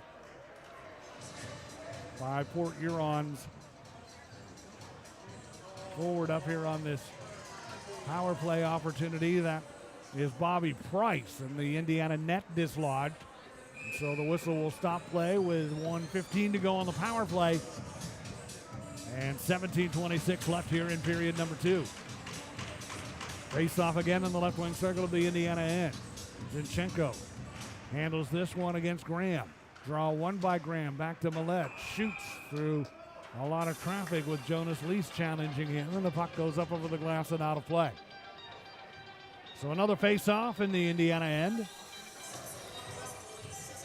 Prowlers have 2 shots on goal in this period, none for Indiana so far. Graham ready for the face-off. For Port Huron, Dalton Anderson stands in against him. This one on the glove side of Werber. Oh, my goodness. You might as well just put somebody else in the circle right to start. Have the guy you want to take the draw standing along the side. Waved out again, and that means Wolf will handle the draw. And the Prowlers' control comes to Millette at the right point. Over to the left point to Alex Johnson. Back to Millette. Power play, Port Huron. Millette slides it left side. It's handled by, again, they put it toward the goal, and a stop made by Werber as they had moved the puck well on this power play opportunity. Alex Johnson on the right side. Up front, Graham as well. And DeCumbus on this Port Huron man advantage with Johnson at the left point, and Werber able to smother that puck. Face off, this time won cleanly by Anderson, draws it back behind the net. Chasing after it is Pavlov, chucks it along the boards but unable to play it out. Prowlers keep it alive, left wing side of the Indiana end. They've got 41 seconds left on the power play. Puck to Millette. Drops it off, crossing in behind him. Johnson able to take the pass. Feeds back to Millette just inside the blue line. Long shot from that spot. Through a lot of traffic in front, and right with it is John Werber. Makes the stop as he skates away from the net with a puck in his glove. And play stops here with 33 seconds left now on the power play. Good stop there from Werber. Reggie Millette with a long shot from the blue line. He's got 2 power play goals in his last 5 games. He also had Matt Graham parked up in front of the net, and I mentioned yesterday that Graham is their power play goal leader, and that's where he gets most of them, right at the top of the crease. And Reggie Millette with those 2 power play goals, 11 overall on the year for the Prowlers. Still some time to work with on the power play as they control from the draw in the Indiana end center point. A long shot and the stop made by Werber as it was gunned his way by Alex Johnson. So Werber sharp once again there as Alex Johnson, who's got 8 on the year, pretty good shot from the point, and Werber had some bodies in front, but right with it to make another big stop. Another confident save there from Werber, grabbing that with the glove and giving up 0 rebound whatsoever. Face-off comes up in the right wing circle of the Indiana end. It'll be to Werber's glove side, and now Port Huron's Anderson gets waved out of the face-off circle. And the Prowlers control back to Favaro at the right point. Favaro leaving it along the right wing boards. Time down to 7 seconds on the power play. Favaro leaving it for Anderson. Back to Favaro. A one-timer. That stopped, and then the rebound fired wide of the net from the left wing side by Price as the penalty expires with the puck carrying back into the Prowler end. Prowlers wheel it the other way, and they're going to be guilty of icing. So great work on the Powerade penalty kill for Indiana, starting off with John Werber in net. Really good job by the PK as a whole, battling through whatever's going on in the face-off circle right now and able to keep the Prowlers mainly to the outside. They're going to have the player who's going to be right at the top of the crease whenever the puck is up at the high point. So a good battle in front of the net to try to get him out of John Werber's way and let him see it. Werber doing his job in between the pipes. Prowlers come away with a puck from the face-off. Favaro able to work it along the far side where it's forced out through center by Ray. Zinchenko grabs it at center for Indiana. Target, and the Sentinels have the carom off the boards. Stoichevsky able to play it on the right wing side to Bormanis. His centering attempt broke it up. Prowlers come counter-attacking quickly now. Lackney, left wing Indiana, and top of the left circle, makes a move toward the front of the net, feeds it across and tied up, unable to get a good shot off was Reggie Millette. As Indiana back to challenge him. Puck free far side, Sentinels end, Panovanov outlets to Bauer at center with the game's only goal. Bauer shoots it down deep into Port Huron territory. Puck off the boards. Bauer after it, settling it down though is Price in behind his own net. Turning attempt by Price, kept alive by Peavy. He'll shoot one from long range from in front of the Sentinels net wide. Now Terrain with it, putting it back toward the goal. Hits traffic on the way to the net. And Graham comes away with it for Port Huron, and the Prowlers send it through center. Down deep into the far side of the Indiana end with 14-17 to go. Puck off the boards, comes free. A great chance in front as trying to sneak it through Johnson. He may have been better off shooting that. Trying to pass it in front, and the Sentinels break it up, and Indiana with control. Cleared by Wolf out to center ice and back into Port Huron territory. That was practically a power play for Port Huron. Brendan Bauer lost his steal and was stuck in the offensive zone. Price trying to dance around Pavlov, broken up. Lead feed to Tomachak, in with a step. Backhander, he shoots it over top of the net. And Tomachak had a good chance there. Trying to go high on the backhand and fire it over the crossbar. Terrain now with it. And he lets a shot go that's wide of the net. Player without a stick, a broken skate blade on the ice that the linesman's able to put up alongside the dasher board. Anderson with it now to center ice. Over to Alex Johnson, and he shoots it down deep into the Indiana end. Sentinels up with the puck. Clearing attempt ahead to Esposito. Quickly into the Port Huron end and stripped of the puck in the last second by Nick Favaro. Esposito after it again on the right wing side. But the Prowlers get control of it. They play it to Bazal. He's challenged near side by Lease of Indiana. Jonas Lease working hard along the left wing boards. Tomachak in there also. 2 Prowlers as they jam it along the boards inside Port Huron territory with 12:56 to go here in the second, and the Prowlers managed to work it free. Brett Lockhart in behind his own net. Lockhart looking for an opening, finding one in Favaro on the right wing side. Favaro clears the center. Sentinels knock it away momentarily, and now Panovanov able to take over, crossing the line on left wing. Ivan Panovanov rolls it in behind the Port Huron net. Ethan Esposito after it on the right wing side. But the Prowlers get control in a very fast-moving second period. Reggie Millette out to center ice. Millette up right wing over the line. Long shot, blockered aside by Werber. Prowlers trying to put it back on net. Colarusso knocks it away. And then cleared by Bormanis, but the puck goes up and over the glass. Play stops here with 12:17 to go in the second period, and the linesman will retrieve that skate blade and bring it back over to the Indiana bench. And it looks like it was Bauer. Yeah, Yes. Ben, that was Bauer's skate. Like I mentioned, it was basically a power play for the Prowlers because Bauer couldn't get off the ice. He didn't have a skate blade in to push off. He had to use one leg and bunny hop his way to the bench. You can just imagine how hard it is to skate with one blade on and one blade off. And bunny hop is the great way to describe it. 1-0 Sentinels, 12:17 to go, second on the Sentinels Hockey Network. What's in your decision to donate blood? More than you know. One donation can save lives and fuel research to save many more. A few moments of your time sparks moments like these. And these. Hope cures, empowers, and strengthens us. Hope is in all the moments that matter. And it's in all of us. Versity Blood Centers. Hope. It's in our blood.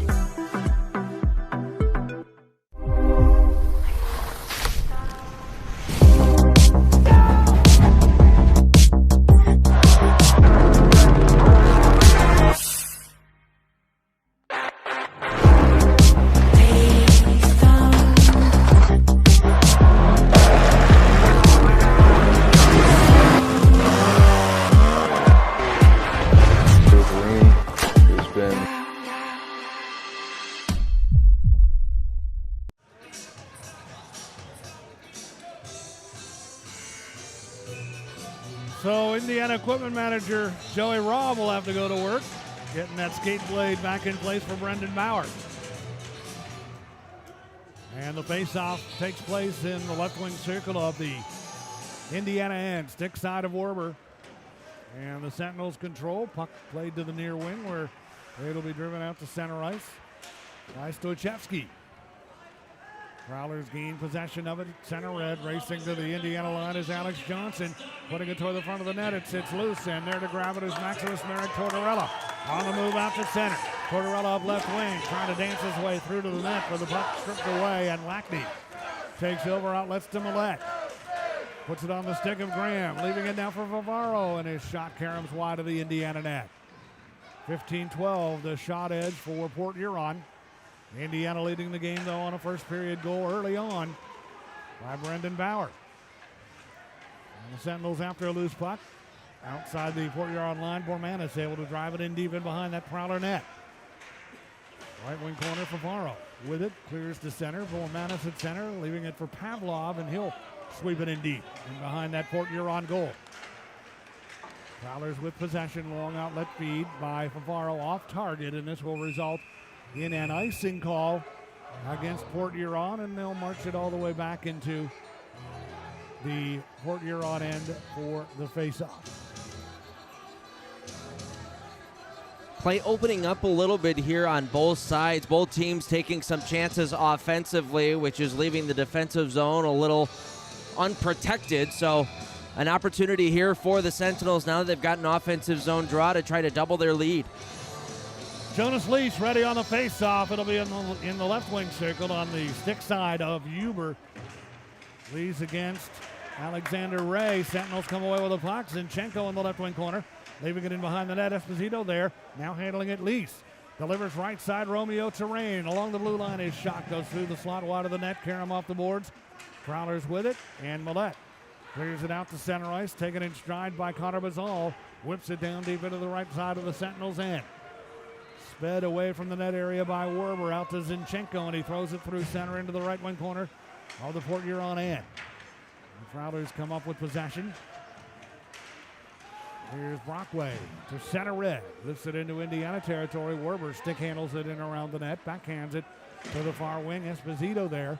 Taps it off the board. Zinchenko giving chase. Comes up with it ahead to Anderson in alone. Shooting, and a stop made by Huber. What a great chance there for Dalton Anderson. Set up by Bo Zinchenko. Great. And the Prowlers dodge a bullet. Great setup there by Zinchenko. That puck was spinning like a top when he had gotten control of it, was able to settle it down with a man on top of him and find Anderson streaking right down the middle of the ice. Sentinels still with pressure on right point. Colarusso, a shot on the stop is made by Huber, and he'll take no chances with a rebound. Down on his knees, has that puck covered as we've got No, Bradburn tangling a little bit with one of the Prowlers, Brian Parsons.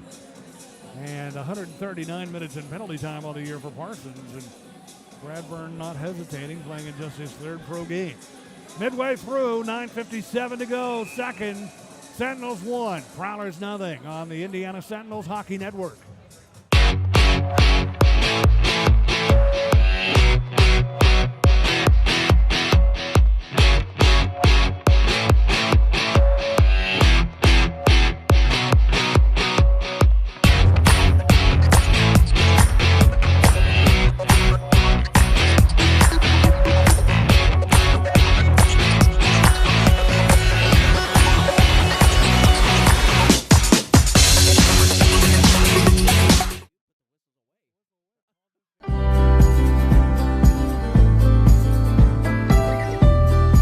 Scott and his entire team, from the most simplistic things to the most complex, are phenomenal. They're informative, responsive, and something that's important to me, they're honest. As a business owner myself, I know how important it is to protect your livelihood. I'm Scott Weatherford, owner of Richard Hawes Insurance. Give me a call today and we can chat about how an independent agent can save your business money.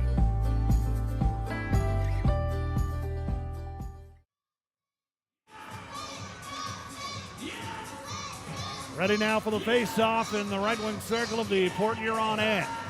Blake Peavy out here to take the draw. Bobby Price stands in against him. Left side of Huber, Sentinels control to Esposito. Is shot right on net and down in the butterfly, taking that puck off his chest and making the save is Huber. And it remains a one-goal game as Huber has been tested here in the middle stages of period 2. Set face-off play there for the Sentinels where Ethan Esposito on his strong hand, able to come behind Peavy after the face-off win. Tomacek trying to get to the front of the net, but a nice job by the Prowlers defense to push him off to the side.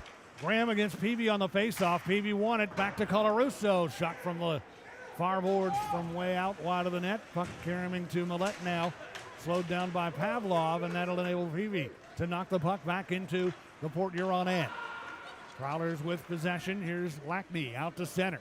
Lackney up left wing Indiana territory, leaving it for Millette. His shot on the stop is made by Werber. Puck in deep right wing side, comes off the boards. Millette right in front, and the stop made by Werber. And the loose puck, Esposito tries to clear, reaching up high in the air to hold it in. Johnson plays it in deep to Millette, left wing side. Somebody's lost a glove. Millette handing the puck to a trailing Johnson, and his puck caroms up over the glass and out of play. So somebody's lost a stick and a glove. That's Lucas Lackney. I don't know what had happened. He might have caught an errant stick or maybe the puck on the way through, but he dropped his stick and his glove and threw his hand up in the air. So he's getting some attention on the Prowlers bench right now. We've only had one penalty here in period number 2. It was a hooking minor, a minute and 50 seconds in to Philip Tomacek of Indiana. And a Powerade penalty kill came through for the Sentinels. They've killed 2 shorthanded scenarios here this afternoon.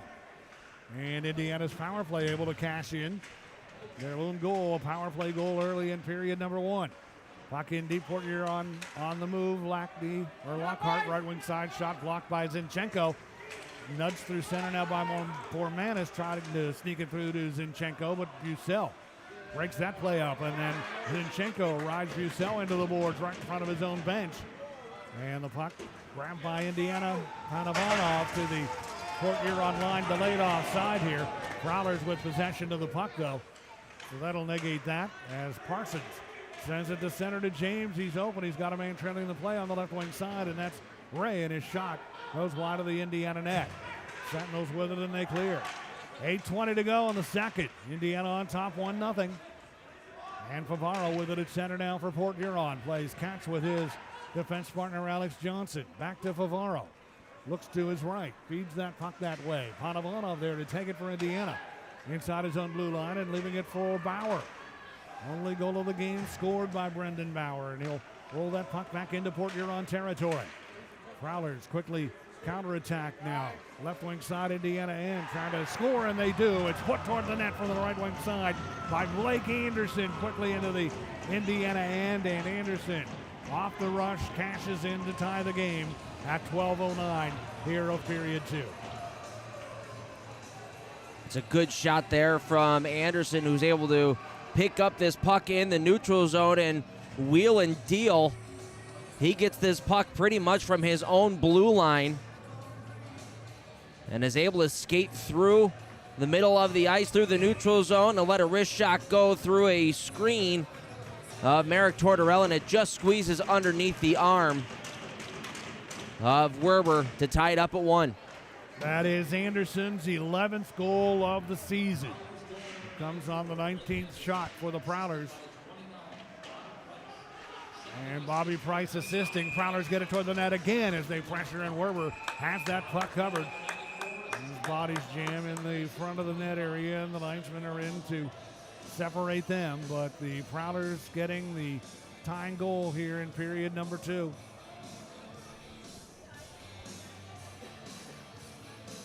It's a really strong save there from Werber, having to push from his right to his left and reach out to grab that puck. Good read by Werber, as that was a bit of a backdoor play from the Port Huron Prowlers. Prowlers looking to try and capitalize quickly. They know that the Sentinels over the course of the season have been prone to giving up goals in bunches. And Anderson's goal at 12:09 ties the game, his 11th of the year. Bobby Price and Alex Johnson assist. Sentinels are going to go down a man here and back to the Powerade penalty kill as Romeo Terrain got caught mouthing to a referee. And those are the kind of penalties you can't take in a tight game like this. Terrain sits down, and man advantage for Port Huron. Sentinels off the faceoff. Good work by Pavlov to clear it ahead to center. And Zinchenko now takes over.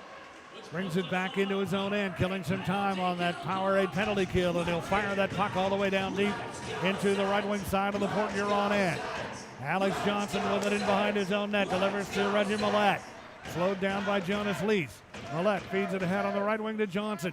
Stepping across the Sentinels line. Johnson holding that puck now, right wing boards. Johnson looks for an open man. Finds one in Millette, right point. Delivers back to Johnson outside the right circle. Johnson stick handling. Indiana set up in a box defensively. Johnson leaves the puck in the right wing corner, and stepping off the boards with it is DeCumbas. Feeds Millette center point and off to the left side to Lackney.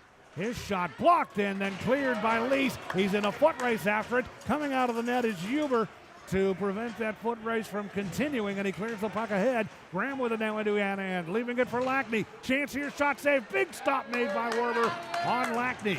Millette with it now, right side of the Indiana end. Reggie Millette feeds it into the right wing corner. Prowlers on the power play. Ray with it back to Millette. Now to Ray again. Goal line to the right of the net. Ray off the boards with the puck. Feeds Millette right point. Millette shot blocked by Zinchenko. Millette broke his stick. And then Millette takes a poke up high as he goes down. And the play continues. Millette trying to, I think, it appeared, try and catch the attention and draw another call, but none forthcoming. He'll head to the bench. Prowlers with a puck, and they're offside at the Indiana line. 17 seconds to go in the power play, and Millette could almost get a call for embellishment there. Well, Millette was also holding onto his stick for an extra 5 seconds after he had snapped it in half. You're supposed to drop it right away. So he's lucky that it was a penalty. And Everett Thompson, trying to talk to the referees right now, is saying exactly the same thing. And that stick snapped right in Millette's hand, and he was still holding the shaft and didn't drop it, and that's when he caught what he thought was a stick up high and then went down. The officials weren't having it, but Millette, lucky he didn't get tagged for playing with a broken stick. And Coach Everett Thompson wanting an explanation. Referee Paul Jean over talking to him right now. Chris Rowe, the second referee, skates in to take part in that exchange. Well, this is now the second time this weekend that Everett has wanted to have a word with Paul Jean, and Paul wasn't having it at all. And Everett just wanted to talk to him, not happy that he wasn't able to get his word in. Finally, Paul makes his way over. And Everett is still not happy at all. He's having some words now for Chris Roy as Paul Jean skates back into position, and we're ready to go on the faceoff. 17 seconds left on the power play for the Prowlers. 5:48 to go in the second period. Game tied at 1. Favaro for Port Huron. This play ahead broken up momentarily by Bradburn, but Prowlers recover. Anderson with it now. 3 seconds from the penalty expiring, and it will expire as Anderson handles it in his own end. Duran is out of the box, and the Powerade penalty kill is successful. Prowlers on the move, though, up right wing. An opportunity created here right in front of the net, and stopped by Werber as it was put in front of the goal, and unable to finish it. Ray in tight for Port Huron, and Werber with a big scrambling stop there on the opportunity that came in tight for Blake Anderson, who was in front.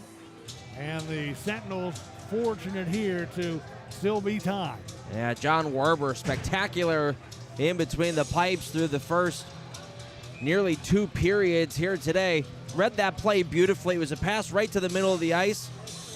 Easily could have been a shot, but he held his ground and waited until that Prowler player made the first move, was able to make the glove stop. And gets a well-deserved tap on the pads from Jakob Wolf of Indiana, who steps in to handle the faceoff. Prowlers control off the faceoff, and it's shot just wide of the net by Luke James. Puck carrying in behind the Indiana goal, and the Prowlers after it again. They failed on the power play, but they continue to pressure in Indiana territory. Handling it on the left wing side. Little dipsy-do move to Cumbus. Plays it toward the side of the net. It goes off the side of the goal. Lockhart keeps it alive. His shot blocked by Indiana's Bradburn. And the Sentinels finally come away with possession. Panovanov lifts it ahead on the right wing side down deep.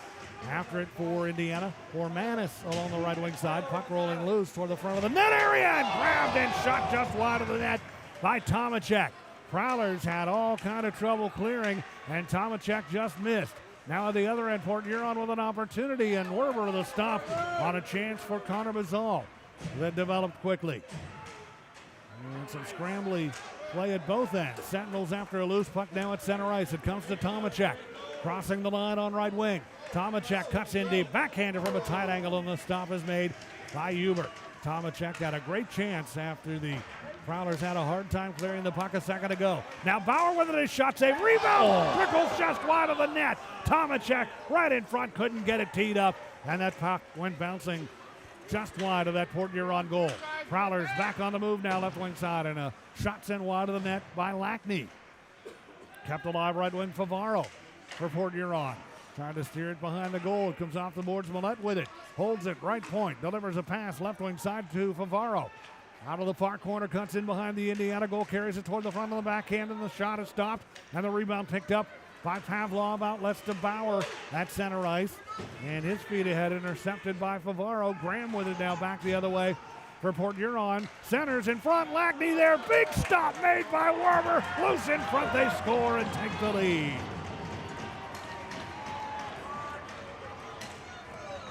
And just great pressure there, and the Prowlers able to get to the rebound in front, and with 3:24 remaining here in period number 2. They have struck twice here in the latter stages of the second, and they're on top 2-1. Boy, what a stop from John Werber coming across, getting the blocker on it, went straight up into the air and landed just at the top of the crease, and Reggie Millette able to pick up the garbage and shovel it into the back of the net, and that coming just a couple of moments after Phil Tomacek nearly was able to give the Sentinels a lead on the other end. That just rolled wide of the post by inches. And Reggie Millette with a goal, his 12th of the year. The initial shot by Graham stopped. Big stop by Werber, but Millette right there to clean up the rebound. And Port Huron is on top 2-1. The Prowlers are now out shooting the Sentinels 27-17. They have really stepped on the gas here in period 2. Scoring twice. Anderson at 12:09, and then Millette at 16:35. Both even strength goals to give the Prowlers a 2-1 lead. Face off to resume play at center. Port Huron controlling. Parsons shoots it into the Indiana end. Werber stops it in behind the net. And the Sentinels look to try and clear a battle along the near boards, and it bounces free. Lease trying to clear it out. Jonas Lease for Indiana, unable to do so. Kicked in by Ray. Feeds left wing. Brockway with it. Shoots it in deep. Karam's off the boards from in behind the net. Sentinels still having a hard time clearing it out. Terrain finally finds the handle, and he'll rush out to center.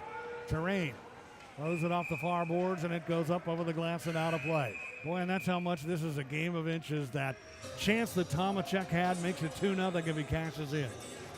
Or 2-1, rather. Yeah, just rolled just inches wide of the net, and if I'm the Sentinels coaching staff, the way that Tomacek is running right now, I'm putting him out there every other shift. 2:49 to go, second. Prowlers 2, Sentinels 1 here at the Hamilton Community Ice Arena on the Sentinels Hockey Network.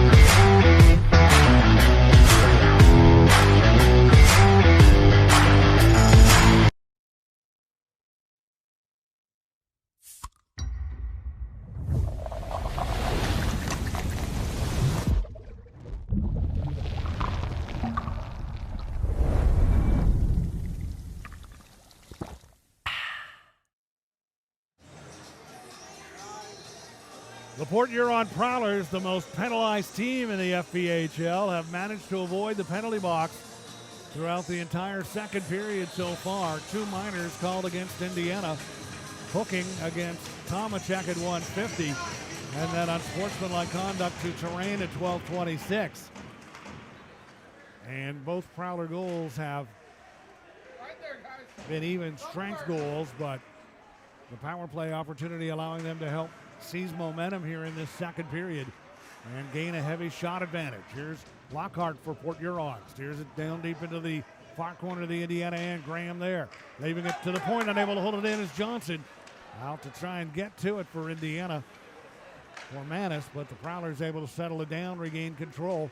Puck rolling loose down to the Indiana line. Colarusso there, pressured by Graham. He takes the puck. Peavy ties up Graham, and then Formanis able to get to it on the left wing side of his own end. Works it free to Colarusso and ahead to Esposito at center. 1-on-1 against Lockhart. Johnson joining the play as well. And Esposito unable to get it toward the front of the net. And the Prowlers working to Buzzell. A quick chance up the right wing side to Graham. Back to Buzzell, and a big stop made by Werber. On Buzzell coming down the right wing side. John Werber with a huge stop there to keep this a 1-goal game. Well, I'm not sure how, but 2 Port Huron Prowlers get behind the Indiana defense. Bussell along with Connor Bazal, and Bussell absolutely robbed by John Werber, fully sprawled out, stretching out with that left hand, kept it out of the net. Connor Bazal and Jamie Bussell generating that opportunity, and Bussell with a chance and an incredible stop by Werber. He's faced now 28 shots on goal tonight. The Prowlers here in the second period with 19 compared to the 9 that they had in period number 1. Sentinels with just 6 shots on goal here in period number 2. And the puck in the Indiana end. Sentinels managed to clear. Esposito gives chase, has it up right wing. Esposito in deep. Esposito steers it toward the side of the net. Anderson with a backhander. Not a lot of steam on it, and the stop is made by Huber. He'll hang on to it now with 1:31 to go in the second period. Well, they say throw the puck to the net. You never know what can happen. That was fumbled just a little bit there by Huber, who ends up getting the whistle, and it gets the Sentinels another offensive zone draw where they can get one of their top lines out. Bit of a mesh right here between Lease and Bauer and Tomacek, with Panovanov and Terrain on the back end. And Lease to take the face-off, wins it to Tomacek, snaps a shot from the top of the right circle that Karam's in the air and is gloved on the way down by Huber. And they'll face it off again in the right wing circle of the Port Huron end to Huber's glove side. Lease ready on the face-off once more for Indiana against Bobby Price. Puck comes loose, and the Prowlers get to it. Steered by Lockhart along the boards to the near side. Johnson unable to clear. Bauer's got it for Indiana. Leaves it for Tomacek. His shot goes wide of the net. And the Prowlers get to the loose puck off the boards. Blake Anderson trying to clear it out. Anderson plays it to center. Bauer giving chase. Bauer double teamed. Knocking that puck in deep. Down to 1 minute now to go. Period 2. Prowlers on top 2-1. Anderson after the loose puck near side of his own end. Unable to clear. Ponovanov keeps it alive. Centered for Tomacek. His shot and the stop made. Tomacek's had some good chances here in period number 2. Loose puck. Tomacek with it again, and he sends it wide of the net. Low on the stick side of Huber. And the Prowlers with possession. Here's Alex Johnson deep in his own territory. Johnson slowed down by Tomacek. Puck rolling free, right wing side. Terrain's got it for Indiana. Terrain shooting, scores! 28 seconds to go here in period 2. Romeo Terrain for the right wing board. Deflected in front of the net. And Indiana has tied the game. It's either Romeo Terrain or Philip Tomacek, and Philip Tomacek deserves a goal like that. He goes hard to the net.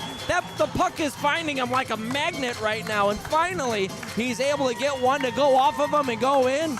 Hopefully that's a goal for Philip Tomacek, but if not, it's going to be a goal for Romeo Terrain. That's his first point in the last 17 games, and if it's his goal, it's the first goal that he scored since opening night. And Tomacek right in front of the net, tangled up with one of the Prowlers. We'll see if it went off Tomacek or one of the Port Huron players in front. Terrain putting it toward the net from the right wing boards. And a huge goal scored by Indiana. With just 28 seconds to go here in period number 2. They are going to credit the goal to Tomacek. He'll get credit for the goal, his first goal in a Sentinels uniform. In his 5th game played here with Indiana. Romeo Terrain assisting on the goal. And that ties this game at 1. And then they sent Romeo Terrain to the penalty box. No, they're kicking him off. And now he's going to the dressing room. So Terrain with a huge hand in the tying goal and gloves are going to be dropped at center between Parsons and Bozinchenko. Main event, center ice. Parsons and Zinchenko circling and staring one another down. Will they go? Zinchenko and Parsons continue to look at one another. And will they engage? Now they do. Zinchenko getting a couple of rights in, and then an uppercut. Parsons countering with some rights. Parsons with some rights, and Zinchenko hammering away back at him. They tie one another's jersey up. Parsons getting Zinchenko's helmet loose. Parsons coming with some uppercuts, and now over the top. Zinchenko trying to wrestle him down, and the linesman now will step in. So they drop the gloves and go at it. Right off the face-off to resume play after the Indiana tying goal. Boy, a couple of huge punches thrown at the very beginning there by Bozinchenko that landed on Parsons. Parsons was able to respond with a couple of his own of the uppercut variety, and then was able to rip Zinchenko's helmet off, and after that, boys tied up, and the linesman came in to separate, but got a whole lot happening here in the last 5 seconds of this hockey game. We've got a goal, we've got Romeo Terrain getting kicked out, a fight between Zinchenko and Parsons, and now we've got a little more pushing and shoving. Reggie Millette out here off the bench, just joining the play, and the officials trying to maintain order here with 25 seconds left. Ryan Parsons, 139 minutes in penalty time to start the year. 5'11", 160-pounder. And Bozinchenko, who plays this game with a ton of courage and not afraid to mix it up with anybody. Zinchenko with 33 minutes in penalty time. And he and Parsons square off. Romeo Terrain in the Sentinels dressing room. He had gone to the box and then to the dressing room. And now being escorted off the ice is Ben Brockway, the only one who has more penalty time than Parsons. Brockway with 143 minutes on the year. He is off. It's 5-on-5 right now. Esposito to face it off at center against Matt Graham. to resume play after the Indiana tying goal. And now Esposito and Graham are going to go at it right off the draw. They tie one another up. Esposito trying to get his right free. He's got Graham tied up over the top in tight. Now Graham coming with a couple of in-tight body shots as he got that right hand free. And Matt Graham, the player head coach of the Port Huron Prowlers, will head off after he tangled with Esposito. And now we've got Lackney away from the play, who had grabbed a hold of Indiana's Christopher Bormanis. Things settle down. The Sentinels corralling Bormanis to the side as the linesmen and referees step in with 23 seconds to go and what's turned into a Pier Sixer. Now we've got both coaches going at it from over the benches. Everett Thompson jawing down toward the Port Huron bench. He's standing up on the edge of the dasher boards near the penalty box right now.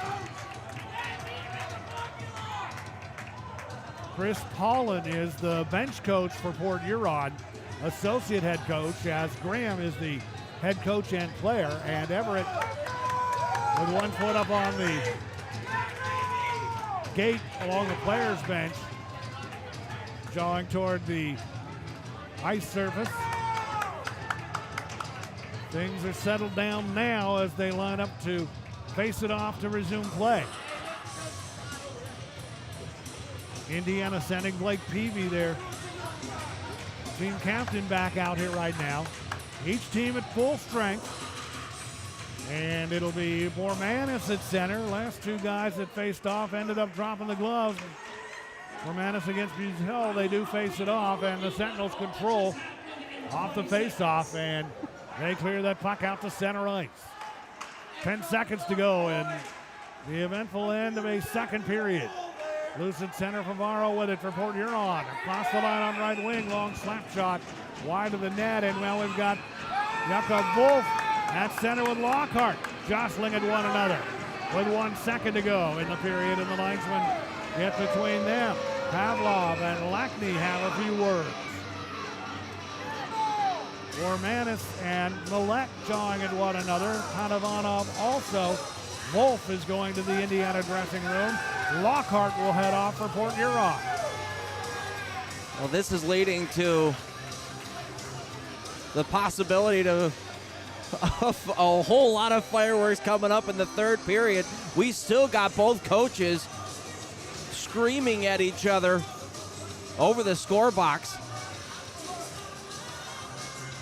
All of this with 1 second left in the period. The puck will be brought down deep into the Port Huron, or into the Indiana end for the faceoff, to Werber's stick side. And with only 1 second left, the Prowlers are going to pull their goalie and get an extra attacker on. Try and get something crazy to develop off the face-off with an extra attacker. Draw to Werber stick side, trying to shoot it toward the net from the left wing side is Price. He does. Stopped by Werber, and everybody gathered around in front of that Sentinels net. Getting an escort is Bucell over to the exit way, and the rest of the Prowlers ushered along with him. And they have to cross one another now. The Sentinels leaving the ice, and the Prowlers going from their bench to their dressing room area. And order will be maintained through that process. But a lot happens right at the end of period 2. Well, no love lost here after a 3-game weekend going into period number 9 of the weekend. And the officiating staff trying to maintain some sort of order. And good luck. We will try and run down the penalties issued here as best we can from what we have being updated on the official score sheet. And all of this right at the end of period number 2. A 5-minute fighting major to Brian Parsons as he got into it with Zinchenko, and that at 1932. And then at 1934 on the ensuing face-off, a fight between Matt Graham and Ethan Esposito. So Esposito and Zinchenko dropping the gloves for Indiana against Parsons and Graham, respectively, for Port Huron. So they'll get fighting majors. For Port Huron, Ben Brockway gets a 10-minute misconduct for inciting an opponent. In the meantime, Romeo Terrain gets an unsportsmanlike conduct at 1932, and that came right after he assisted on the tying goal. So that's what we have right now as far as the penalties handed out at the tail end of period 2. Neither team will get a power play out of this, but the Sentinels will be without Terrain, and the Prowlers will be without Brockway for a while, and also Graham, who got a 5-minute fighting major. So Graham and Parsons, the 5-minute fighting majors for Port Huron, and along with that, Brockway, a misconduct for inciting an opponent, and for Indiana, Esposito and Zinchenko, 5-minute fighting majors, and an unsportsmanlike conduct to Romeo Terrain. So that's how it stands right now as far as the penalties go, and we should be in for an amazing third period. And for the Prowlers, you have to bear in mind that they are trying to secure the number 2 spot in the Empire Division. They're in a chase for an important spot. They want to secure home ice advantage in the first round of the playoffs, and every point is important. So discipline might be the order of the day for them, potentially, when we start the third. And the Sentinels know that they're in a tight game and a chance to get a much starved for victory here this afternoon. So all of those factors will go into how period number 3 will play out in a 2-2 game. I have a hard time believing we're going to see any sort of discipline in this third period at all. I mean, it looks like this is going to be somewhat of a free-for-all. And, you know, on one hand, we've got a really good hockey game here. The Sentinels pulling a page out of the Prowlers' book, getting a late goal in the period to tie it up at 2 with only 28 seconds left to go on the clock. And a hard-working goal that was as well. I mean, that was a very well-earned goal for the Sentinels. That's the kind of goal that they needed to kind of break out of this offensive slump. You just throw the puck on net, deflects off of somebody who's standing there and finds a way into the back of the goal. So that's a perfect goal to tie this game back up for the Indiana Sentinels, and I couldn't even begin to try to predict what's going to end up happening in this third period. And give credit to Phil Tomacek, and he was right in front of the net, and he's worked hard this afternoon. He's generated some great scoring chances, and he gets the redirect in front of the shot by Romeo Terrain. Tomacek scoring to put Indiana into a tie, 2-2, set up by Terrain, and that coming in the final minute of play of period number 2. And hopefully the folks were able to be with us on the Body Armor pregame show. You had a good visit with Phil Tomacek on the pregame here this afternoon, getting his insights on playing 3 games in less than 3 nights, and his background joining the Sentinels relatively recently. He's in his 5th game in an Indiana uniform today, and he gets his first goal in a Sentinels uniform. Romeo Terrain assisting an even strength goal to tie the game at 1932. Shots on goal in the second period. Port Huron had 20, Indiana had 9, 2-period totals. Port Huron with 29 shots on goal, and Indiana with 20. Sentinels took a 1-0 lead at 4:46 of period number 1. Goal getter, another new face in the lineup. Brendan Bauer gets his first pro goal, 6'2", 188-pounder out of Waterloo, Ontario. Scores to give Indiana the lead. It was a power play goal, and it snapped a streak of 48 consecutive power play chances without cashing in. And Bauer gets his first and his third game in an Indiana uniform. Assists going to Ivan Panovanov and Phil Tomachek. In the power play goal to put Indiana on top 1-0. And the lead held up until the Prowlers tie it at 12:09 of period 2. Even strength goal scored by Blake Anderson. Set up by Bobby Price and assisting also Alex Johnson to even the game 1-1. And about 4.5 minutes later, they took a 2-1 lead. The go-ahead goal coming at 16:35. Goal scored by Reggie Millette. He nets his 12th of the season. Player head coach Matt Graham assisting on the goal. Even strength goal. The Prowlers did have 2 power play chances in period number 2. They had the only power play opportunities in that period. Both of the goals, even strength goals though. And 2-2, huge lift. Tomachek has a hand in both Indiana goals, assisting on the first, scoring the second on the redirect from Terrain.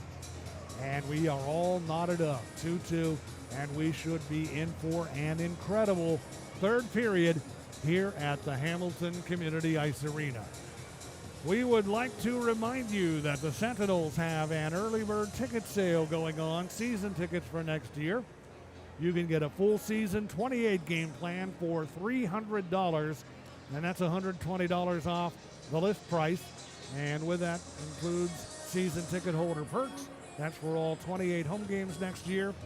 And half-season plans are available as well. And the half-season plans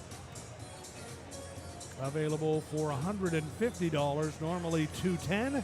So make your plans to join us as a Sentinels season ticket holder for year 2 of this team in the FPHL next year. Great third period should be in store. Andy and I will have it for you here in just a bit from the Hamilton Community Ice Arena. The score is the Indiana Sentinels 2, the Port Huron Prowlers 2 on the Indiana Sentinels Hockey Network.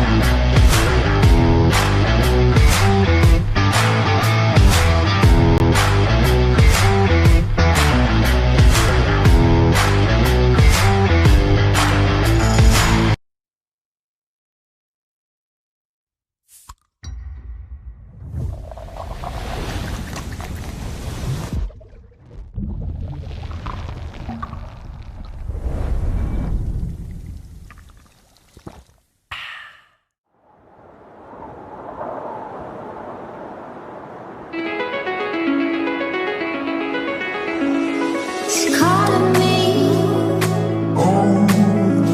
like the rainbow. It's calling me like the rainbow.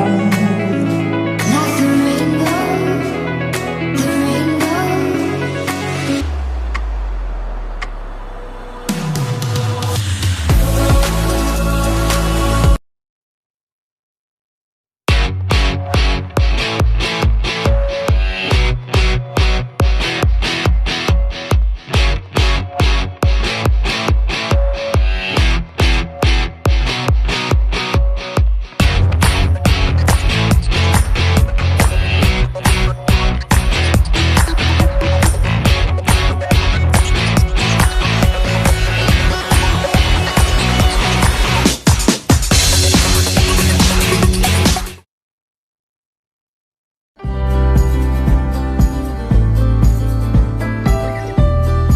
Scott and his entire team, from the most simplistic things to the most complex, are phenomenal.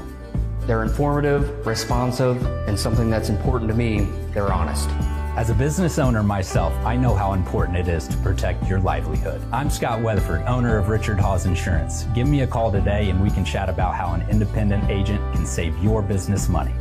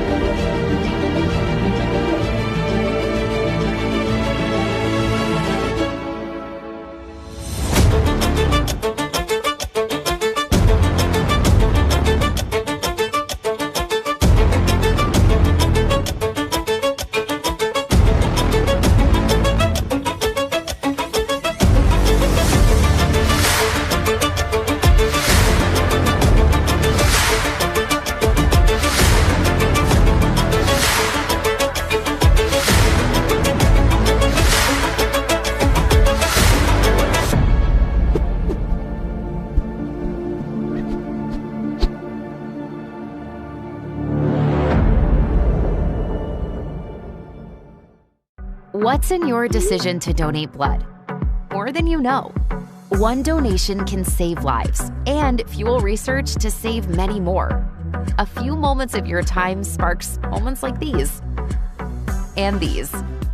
Hope cures, empowers, and strengthens us. Hope is in all the moments that matter. And it's in all of us. Versity Blood Centers. Hope. It's in our blood.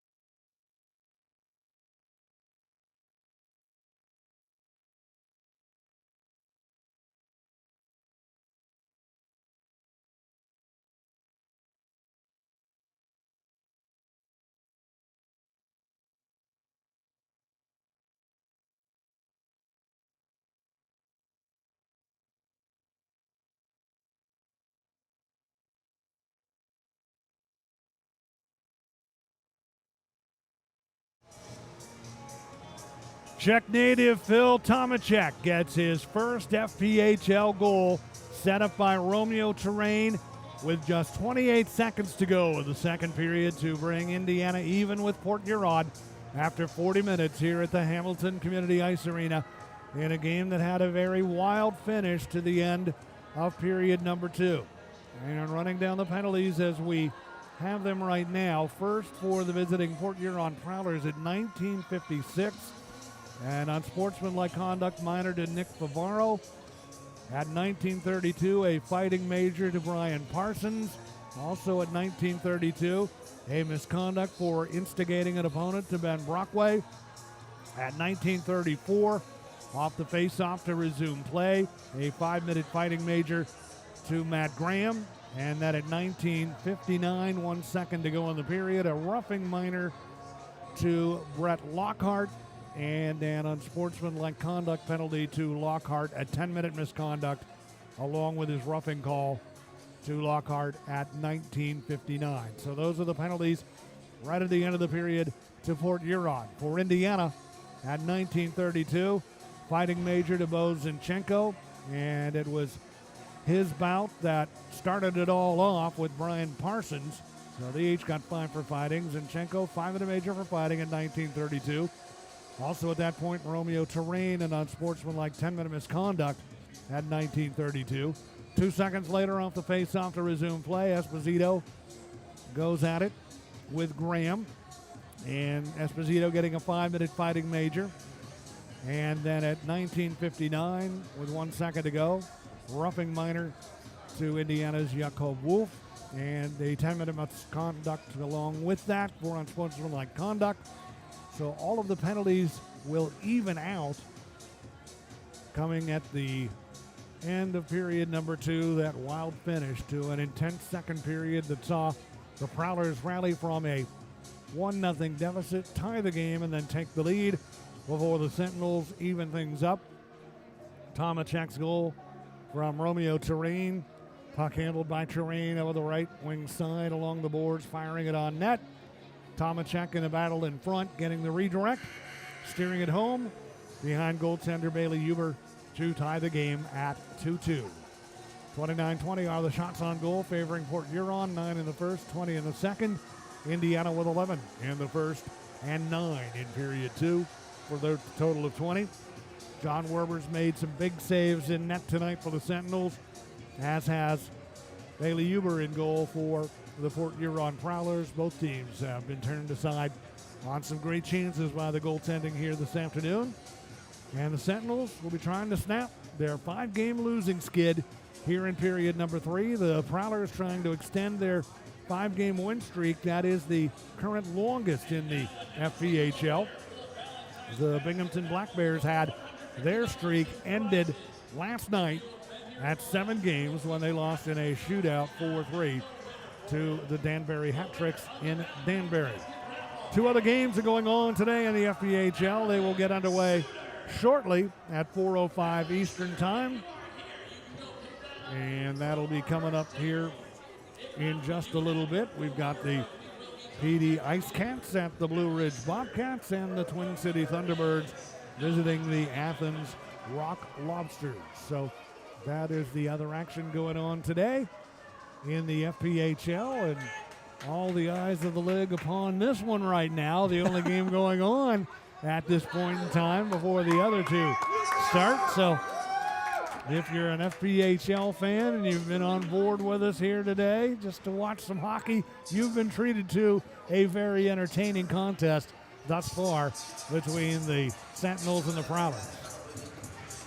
Well, if you're just tuning in, you've missed quite a bit. There has been a whole lot of storyline that's been built up over the first 40 minutes of this hockey game. I mean, really, the first 8 periods of this weekend, it's all kind of been coming to a head, and finally the water's bubbled over. And these teams who we know really do not like each other are finally starting to express their feelings in different ways. And they will see each other 2 more times next weekend in Port Huron. So you're playing the 3rd game in less than 3 nights. You're about to start your 9th period. And you know you've got a big rest coming up. The Sentinels and the Prowlers don't play again until next weekend. So time to just let it all go forth here in this 3rd period. And the 3rd period of Indiana Sentinels hockey is brought to you by Ryan Fur Creative. I'm Jim Mirabello along with Andy Petzinger.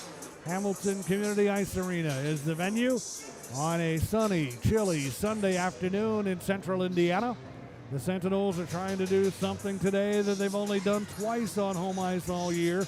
Put one in the win column, and they have not done that here in this building since a December 26th 5-4 shootout win over the Blue Ridge Bobcats. One other win at home coming December 19th, 6-4 over the Watertown Wolves. And against a team that they have had success against early on in the year. That's the opponent here today. Prowlers have had the upper hand of late, winning the last 6. But we'll see if the Sentinels can continue the effort that they've put forth here this afternoon in front of a rowdy crowd in this building and try and secure a much-needed win. Both teams have 4 guys in the penalty box. The Sentinels with Terrain, Wolf, Zinchenko, and Esposito. And so many players in the box, there's not enough spots for them to sit. Jakob Wolf just having to stand there. No room in the inn. Jakob saying, hey guys, move over. He's sitting on his lap. And now they make some room for him. There you go. And the officials, Chris Rowe, Paul Jean, the referees today, Brian Thurnauer, Jeremy McWalter. The linesmen have had a busy afternoon and especially a busy end of the second. Sentinels move left to right here in the 3rd, and the draw shot into the Indiana end. Tortorella goes to get it. Steers it along the boards, left wing side, Panovanov. Outlets Sleaze now ahead on the left wing side to Noah Bradburn, who snaps it down deep into the Port Huron end. Right wing corner it goes. Sentinels after it, trying to dig it free. In that right wing corner, Bormanis of Indiana. 2 Prowlers in, tying him up. They continue to jam at it along the boards, and that'll draw a whistle, and they'll face it off in the Port Huron end. 24 seconds into period number 3. Look at both benches. Amidst line changes, there's only 2 guys left on either bench. You rarely ever Oh my goodness. see that much space. 8 players in the penalty boxes, 4 in each. And a lot of room to stretch out on the benches right now, even with the line change complete. And the Prowlers send the puck through center back into the Indiana end. Pavlov there and rolls it back down deep into Port Huron territory. Huber steps out of the net behind the goal, sweeps it around the near side, but not out. Kept in Colarusso to Pavlov. Takes a hit as he fires one wide of the net off the boards. The Karen put on goal by Bauer, and the save is made by Huber. As Brendan Bauer, who got his first pro goal in period number 1, was looking for number 2 right there. We were talking yesterday with Everett Thompson after the game, and he was saying he wanted to take Bauer's stick and chop off maybe about a half an inch or so, help him with that release, and hopefully that's something that ended up happening because Bauer were able to pick up a goal today. Well, maybe they took the hacksaw to that stick and shortened it up a bit, and it worked. Face off in the right wing circle of the Port Huron end, and the Prowlers gain control of it, and they'll start with it out to center ice. Over the line on the right wing side. Nice effort to get back for Indiana. Stoichevsky to knock it away from Port Huron's on rushing forward. And now Bucell with it over to James left wing. James in tight. His shot and a stop by Werber. Dropping down, getting that pad extended and able to make the save. And up with the puck is Maximus Merrick. Tortorella. Good offensive skills up right wing. Tortorella bears in deep. Cuts behind the net. Wraparound attempt on the backhand block. And the Prowlers with it to Cumbus. We'll clear it out to center ice. Tied at 2 early in the third. Panovanov with some room now. Right wing. Port Huron in. Through the right circle. He shoots, and that stopped. Rebound back in front. They score and take the lead. Noah Bradburn scores on the backhand, and Indiana is back on top. 3 guys on Indiana today getting their very first FPHL goal. Noah Bradburn, right place, right time. All 3 goals for Indiana. Where were they scored? Right at the top of the crease. That's where you got to go to get these goals. And it all happened. It was a bit of a messed up play. Panovanov wanted to pass the puck across the middle of the ice. He had whiffed on the pass. It came back to him, threw it on net. First stop was made, and Bradburn able to put that puck in between the legs of Bailey Huber. It's 3-2 Sentinels. Noah Bradburn, rookie out of Kentwood, Michigan, gets his first, and it comes at a huge time for Indiana.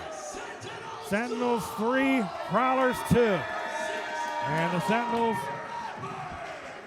need to keep the pressure on here, try and give goaltender John Werber a bit of breathing room in net.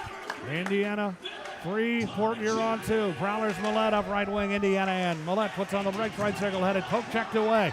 Sentinels with it, Bauer to center. Bauer trying to deliver it through on the right wing side to Bormanis, but the Prowlers intercept that. Indiana 3, Port Huron 2 early in the third. The Sentinels got one late in the second and early in the third. Key goals at clutch times to tie the game and then take the lead. Here's Panovanov in behind his own net. Plays it along the far side where Colarusso gives chase. Hustling over for Port Huron to keep it alive and steer it in behind the net is Connor Bizal. Sentinels with it, Lease on the rush out to center. Lease with a head of steam. Delivers it to Bradburn trying to center, broken up by Port Huron. They clear. Panovanov hustling to get to it just ahead of Brockway at center, or make that DeCumbus. And now DeCumbus away with the puck with Maximus Merrick. Tortorella steps back in quickly to knock it away. Then DeCumbus right with it. Has it again. Tries to center. Broken up. Bouncing puck far side. Sentinels end. Prowlers get to it. They feed Price. Fakes his shot and then poke checked away by Panovanov. Great work by Panovanov defensively to prevent what would have been a grade A scoring chance for Price. Loose puck at center ice and the Prowlers with it. Steered into the Indiana end by Anderson. Comes right to Peavy and he comes away with it. 2 players collide. They go down back in Indiana territory. As the puck is played by the Prowlers now out to center ice. Anderson into the Sentinels end. Right wing wrist shot. Werber right with it. 2 men back for Indiana. And that shot, quick release from the right wing side, put right on net. by Anderson, and Werber right with it, making his 28th save of the afternoon on 30. Port Huron shots on goal. Yeah, that got on Werber pretty fast. He was trying to snap that one with a glove. Ended up hitting him on the side of the head and dropped down into his pad. He had to fish it out of there with his hand. Go about elbow deep into his pads to try to get that puck back out again, but really good stop there from Werber. Prowlers off the face-off have it. Send it in deep. Millette picks it up in behind the Indiana goal. Millette to the left wing side. Reggie Millette skates out toward the blue line and feeds it right wing side for a shot hammered well wide of the Indiana goal by Johnson. Loose again in front, and Ray tips it, and it goes high and wide and up over the glass and out of play. 3:56 gone here in the third period. Indiana leading at 3-2. Three players getting their very first goals here tonight, this afternoon.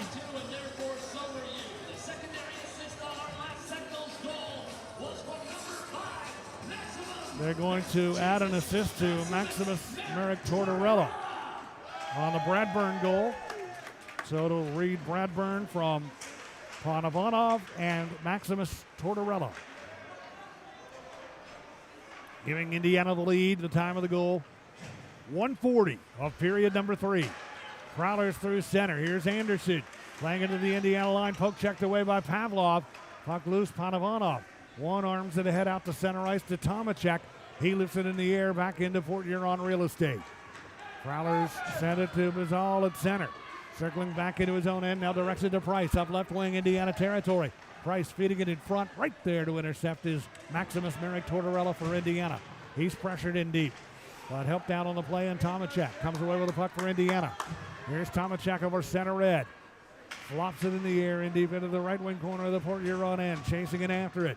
Prowlers arrive first, though, and coming away with it, stumbling a bit, but settling it down is Ray in his own territory. Ray hounded now by Bormanis. Peavy trying to come up with it, but Reggie Millette able to settle it down here for Port Huron. Millette to center ice. Knocked away from him by Anderson at center, and back into the Port Huron end it goes.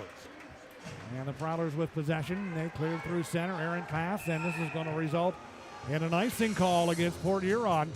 And they'll march it all the way back down deep into the Prowler end for the face-off with 14:42 remaining in the third period. The Sentinels on top on the early third period goal by Noah Bradburn. It's Indiana 3, Port Huron 2. 14:42 to go in the third on the Sentinels Hockey Network. Vitamin water helps keep me hydrated. Encore. After encore. After encore. Next thing you know, it felt just like this. Come on. Vitamin water from New York.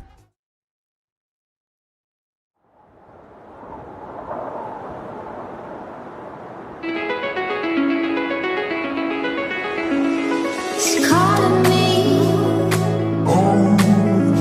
Like the rainbow. It's calling me. Like the rainbow. The rainbow.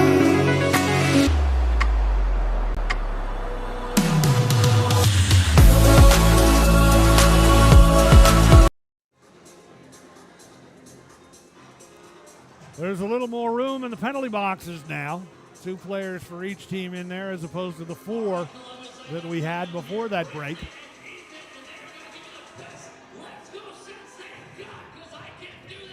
Everything evened out as far as the penalty minutes were concerned. Out the multiple fracases that developed right at the end of period 2. And we're 5 minutes and 18 seconds into the third. Indiana's on top 3-2, and the face-off will be in the Port Huron end. Dalton Anderson to handle it for Indiana against Ray. Sentinels control Maximus Merrick Tortorella. Got it from the top of the left circle and fired one wide of the net. A correction, that was Bradburn on that shot for the Sentinels, who had the opportunity off the face-off. Puck loose near the Port Huron blue line. Sentinels try and converge. Anderson after it, but there to corral it is Timothy Organ in his own end. Feeds it back to Favaro. He'll outlet Graham. done serving his 5-minute major penalty time.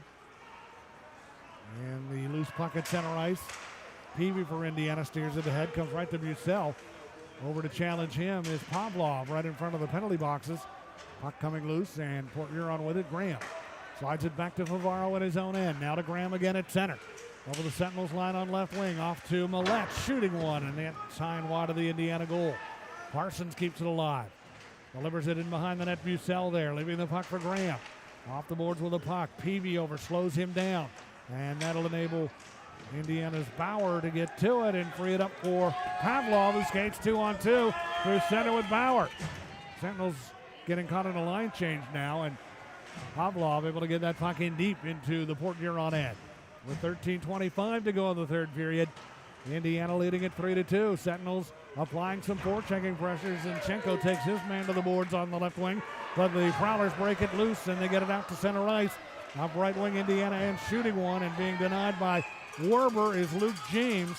And the puck goes up over the glass and out of play now with 13:09 to go.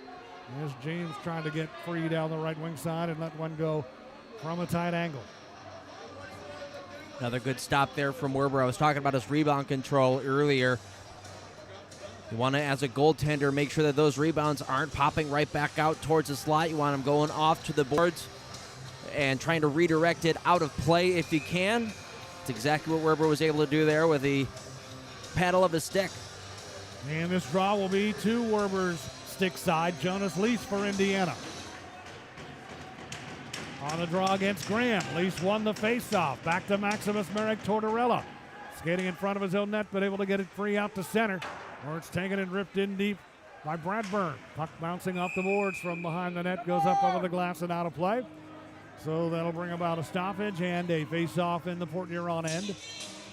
With 7:05 gone here in this third period.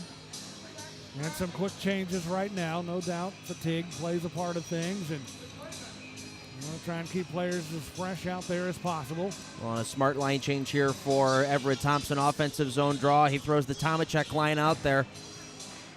Tomacek will get to it off the draw. Left wing shoots, and that deflects and goes over the glass and out of play.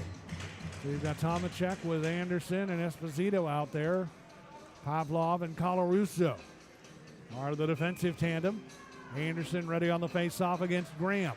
Stick side of Huber right from the draw. Tomacek shoots one wide of the goal. Puck off the boards. Colarusso holds it in. Steers it in deep. Tomacek after it in behind the net.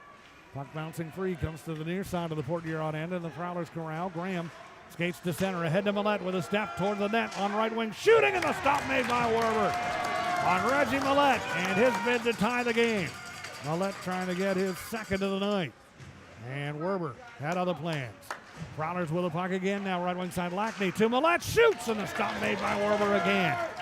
And the puck grabbed by the Sentinels and cleared all the way back down deep into Port Huron territory. Two good stops there from Werber, but also a really good back check from Richie Colarusso, who didn't allow Reggie Millette to cut across the crease.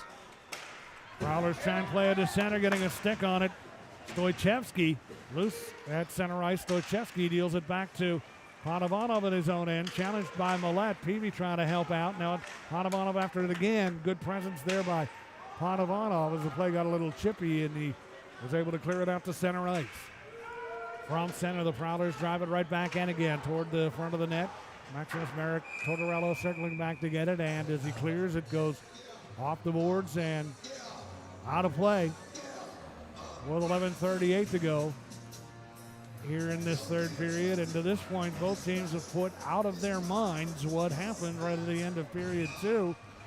And they're playing like the game is on the line here, which it is. Indiana on top 3-2. And the face-off will be in the right wing circle of the Sentinels end. Lease on the face-off against Anderson. Indiana controlling. Puck to Panovanov. Slides it near side. Picked up and then cleared by Bormanis. Back into Port Huron territory. Prowlers starting to gain a sense of urgency now as we get closer to the midway point of the period. Price dumps it down deep into the Indiana end. DeCumbus from the left wing side tried to steer it in front. Sentinels break that up. Good job in front by Maximus Merrick Tortorella. Loose puck right side Indiana end. Johnson there for Port Huron. Johnson leaves it in the right wing corner. Maximus Merrick Tortorella there. He lost the handle on it. It's loose right in front of the net. And Weber a stop from right in tight on a great chance for Bobby Price. Loose puck left wing side. They try and get it to Price again, but Zinchenko knocks it away as Panovanov had him tied up, and then Lease clears the puck out through center. And this will be an icing call that you will welcome here after some scrambly action in front of that Indiana net. Really big stop there from John Werber. That's one of those areas that the Indiana Sentinels need to make sure that they are 100% careful in their own end. When you got the puck on your stick, that puck has got to get out of your zone, and that's not what happened there, and Werber was able to save their skin. John Werber back in net after Chris Kerr got the call the last 2 nights. Werber has faced 36 shots on goal. And stopping 34 of them. Faced off to Werber's stick side. It's knocked toward the net. Cut off on the way to the goal by Bormanis. And the Sentinels clear. Bormanis up with it now at center. Bormanis to the right wing side. Knocked away. Zinchenko has it. Rolls off his stick. He has to settle it down. Take it back to center ice. And feed it to Richie Colarusso back in his own territory. Colarusso deals it to the left wing side to his defense partner Vlad Pavlov. Outlets to Zinchenko. He's got some room through center up left wing. Zinchenko's shot deflects and goes over the glass and out of play. And a stoppage here with 10:18 remaining in the third period. 3-2, Indiana on top. And the Sentinels will get Terrain back. He's done serving his misconduct time, as is Ben Brockway. So getting some room in the penalty boxes, just one player for each team in each box right now. And the face-off will be in the left wing side of the Fort Huron end. Peavy in against Rizal. Sentinels control back to the left point. A long shot by Pavlov went wide. Karam off the boards. Grabbed and cleared by Lackney to center. It's rolling into the Indiana end. Pavlov there, unable to play it out. Prowlers keep it alive. Comes toward the front of the net, and a stop made on Lackney by Werber. Lucas Lackney's had some good chances here this afternoon. Lackney wrestled away from the net by Bradburn. Those two exchanged a few pleasantries as Bradburn had his helmet knocked off, and they retrieved gloves and paraphernalia. Bit of a height difference there.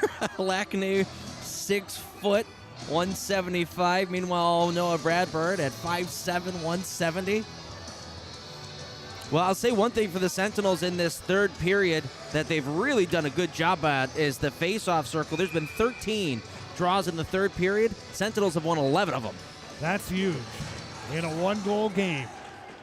And the face-off will be in the right wing circle of the Indiana end. Dalton Anderson able to win this draw against Anderson and get it to Terrain. He feeds Stoichevsky, and he'll outlet along the left wing side where Panovanov grabs it and throws it back into Fort Huron territory.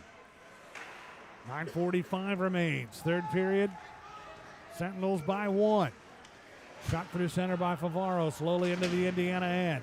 Terrain back for it. Sent it off the boards but not out. Held in Johnson. Feeds it in deep left wing side. Centering attempt from the near side by DeCumbas through the slot. Picked up far wing. Carried out to center now by Bauer of Indiana. He's knocked down at center. Loose at center circle. Terrain hustling after it. Ties his man up, and that enables Stoichevsky to get to the puck. Rolls it ahead, and Zinchenko taps it into Fort Huron territory. Prowlers up with it out of their own end. It is Johnson on the move through center. Johnson stripped of the puck, and Terrain takes it and clears it back into Fort Huron territory. Ray with it there for Fort Huron, leaving in front of his own net to Timothy Organ. 8:55 now to go in the third period. Indiana 3, Fort Huron 2. Here's Bucell now for the Prowlers looking for an opening. Indiana doing a great job shutting down the center ice area and really stymieing the Prowlers on their breakout attempts. And it is Parsons now with it in behind his own net. Parsons will rush it now out to center. Skates to center red and then lobs it in deep into the right corner of the Indiana end. Maximus Merrick Tortorella is back. Bucell in to tie him up. Loose puck Zinchenko. Outlets to Bormanis across his own blue line out to center. Stripped of the puck from behind by Luke James. And the Prowlers take possession. They cough it up off some good work at center by Zinchenko, who's able to force it back into Fort Huron territory. 8:07 now to go in the third. And the Prowlers from in their own end. It's Johnson looking for an opening. Sliding it out to Bussell. He leaves it for Graham into the Indiana end. Graham off to Lackney. A shot and a glove stop is made by Werber. And he'll hang on to that. So Graham able to set up Lackney for a good chance down the right wing side. But Werber denies him, and it remains Indiana 3, Port Huron 2. 7:53 to go in the third here in Indiana on the Sentinels Hockey Network. What's in your decision to donate blood? More than you know. One donation can save lives and fuel research to save many more. A few moments of your time sparks moments like these. And these. Hope cures, empowers, and strengthens us. Hope is in all the moments that matter. And it's in all of us. Versity Blood Centers. Hope. It's in our blood.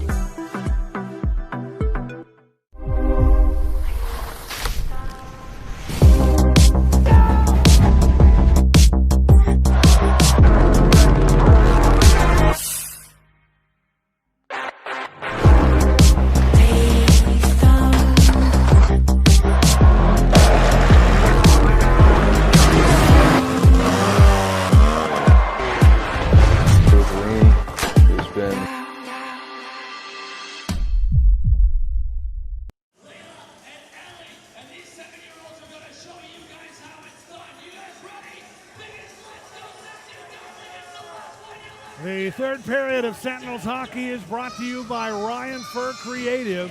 Indiana leads it 3-2 thanks to an early third period goal scored by Noah Bradburn. Ivan Panovanov, Maximus Merrick Tortorella assist, even strength at 140. And John Werber and company will try and make that stand up. Prowlers control the faceoff. Right circle Indiana end. They poured it toward the front of the net, deflected by Johnson wide of the goal. That'll enable Panovanov to get it out of the far corner and clear it to center. Prowlers after it at center. Millette taps it into Indiana territory. Panovanov with it over to Pavlov. Headman pass to Peavy. Across the line, leaving it right wing now for Bauer. Putting it in front of the net, but unable to complete the play. Tomacek in front. And the Prowlers race back 3-on-2 developing. Feed to Lackney left wing. Shot goes wide of the Indiana net. Tomacek with it off the boards on the left wing side. He'll clear it to center ice. Scooped up by Bauer at center and swept ahead, and it goes out of play into the Prowler bench area, and that'll stop the clock now with 7:15 left here in the third. Well, you had mentioned before the commercial break the Indiana Sentinels really clogging up the neutral zone, and we talked about it yesterday. They're trying a different neutral zone, almost a trap to try to slow down the Prowlers, and the Port Huron Prowlers really unable to figure out how to get through that neutral zone trap without having to dump it in and have to retrieve it. Jonas Lees ready on the face-off now in the left wing circle of the Port Huron end. And the Prowler would oppose him gets waved out of the circle. Anderson. And so the Prowlers send Lockhart ahead now to take it, and off the draw, the puck cleared out to center ice. Zinchenko will gain control for Indiana. Tries to go to Bormanis on right wing at center. He's tied up by Oregon, and the Prowlers have possession of it. 6:51 remains, third period. Here's Oregon at center, slowed down by Zinchenko. Delivers it across on the right wing side to Lockhart, and he'll dump it in deep into the near side of the Indiana end. Johnson after it hit along the near side by Bormanis. Loose puck in front of the net. Terrain there to clear it out of danger right at the last second. Loose puck Terrain with it now. Far side of his own end. And he'll lift it forward, but not out. Now with some second effort by Lease, the Sentinels clear it. And it goes back into Port Huron territory. And the Sentinels hustle after it. Zinchenko in behind the net. Zinchenko slowed down in deep. Anderson after it now for Indiana. Zinchenko continuing to battle. But for Port Huron, Anderson's got the puck. Slides it along the left wing side for DeCumbus. Sentinels pressure him. Maximus Merrick Tortorella able to take it away in deep. But the Prowlers defensively able to recover now. 6 minutes to go, and that was a good stretch of time that the Sentinels have had them hemmed in their own end. Indiana on top 3-2. Puck dealt to center. Gazal tips it in deep. Near side Indiana territory. Merrick Tortorella after it, tried to clear, kept alive by the Prowlers. Brockway Dumping it in behind the Indiana net. With it is Bazal, right wing. Fed now to the point. Brockway, left wing side. Shooting save made by Werber. A lot of traffic in front, and Werber able to reach down, glove that puck, hang on to it, and get a stoppage with 5:34 to go here in period 3. Calm, cool, collected. John Werber making that save, as you'd mentioned, through quite a few legs, and was able to reel that puck in real quick before any other Prowlers can get an extra whack at it. Prowlers now with 39 shots on goal. Indiana with 25. Both teams have managed to stay out of the penalty box here in this third period. And the face-off will be to the stick side of Werber. Jonas Leas against Graham, and off the draw comes right toward the front of the net. Millette back, tracking now and shooting, and that one stopped and picked up by Pavlov, and he deals it ahead on the right wing side where Jakob Wolf has it for Indiana. Wolf on the right wing side, knocking it in deep in behind the Prowler net. Bavaro takes over, clearing attempt. Wolf breaks it up with the blue line. Gathered in now by Jonas Leas. Steps up right wing, Prowler territory on the move. Wanting that puck into the right wing corner. Leaves it for Colarusso at the right point. Centering one in front, shooting, and the save made. Bouncing puck, the initial shot by Bauer stopped, as Bauer had a good chance there off the work from Leas.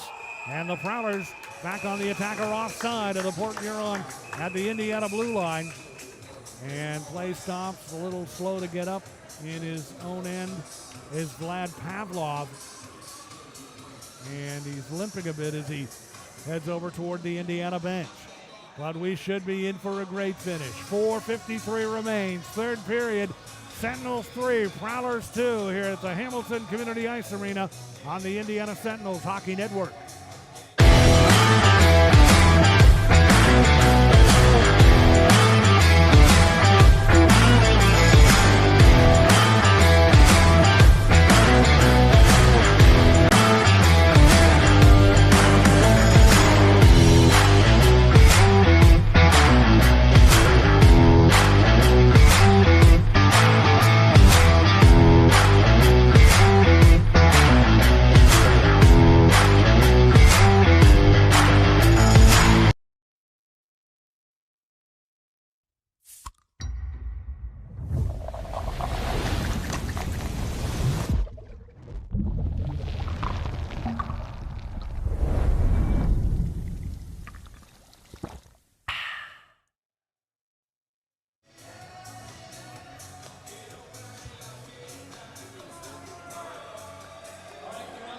Coach Everett Thompson knows his team has a 1-goal lead and is 4 minutes and 53 seconds away against a team that's got a lot of talent and is ready to throw everything they've got now at the Sentinels.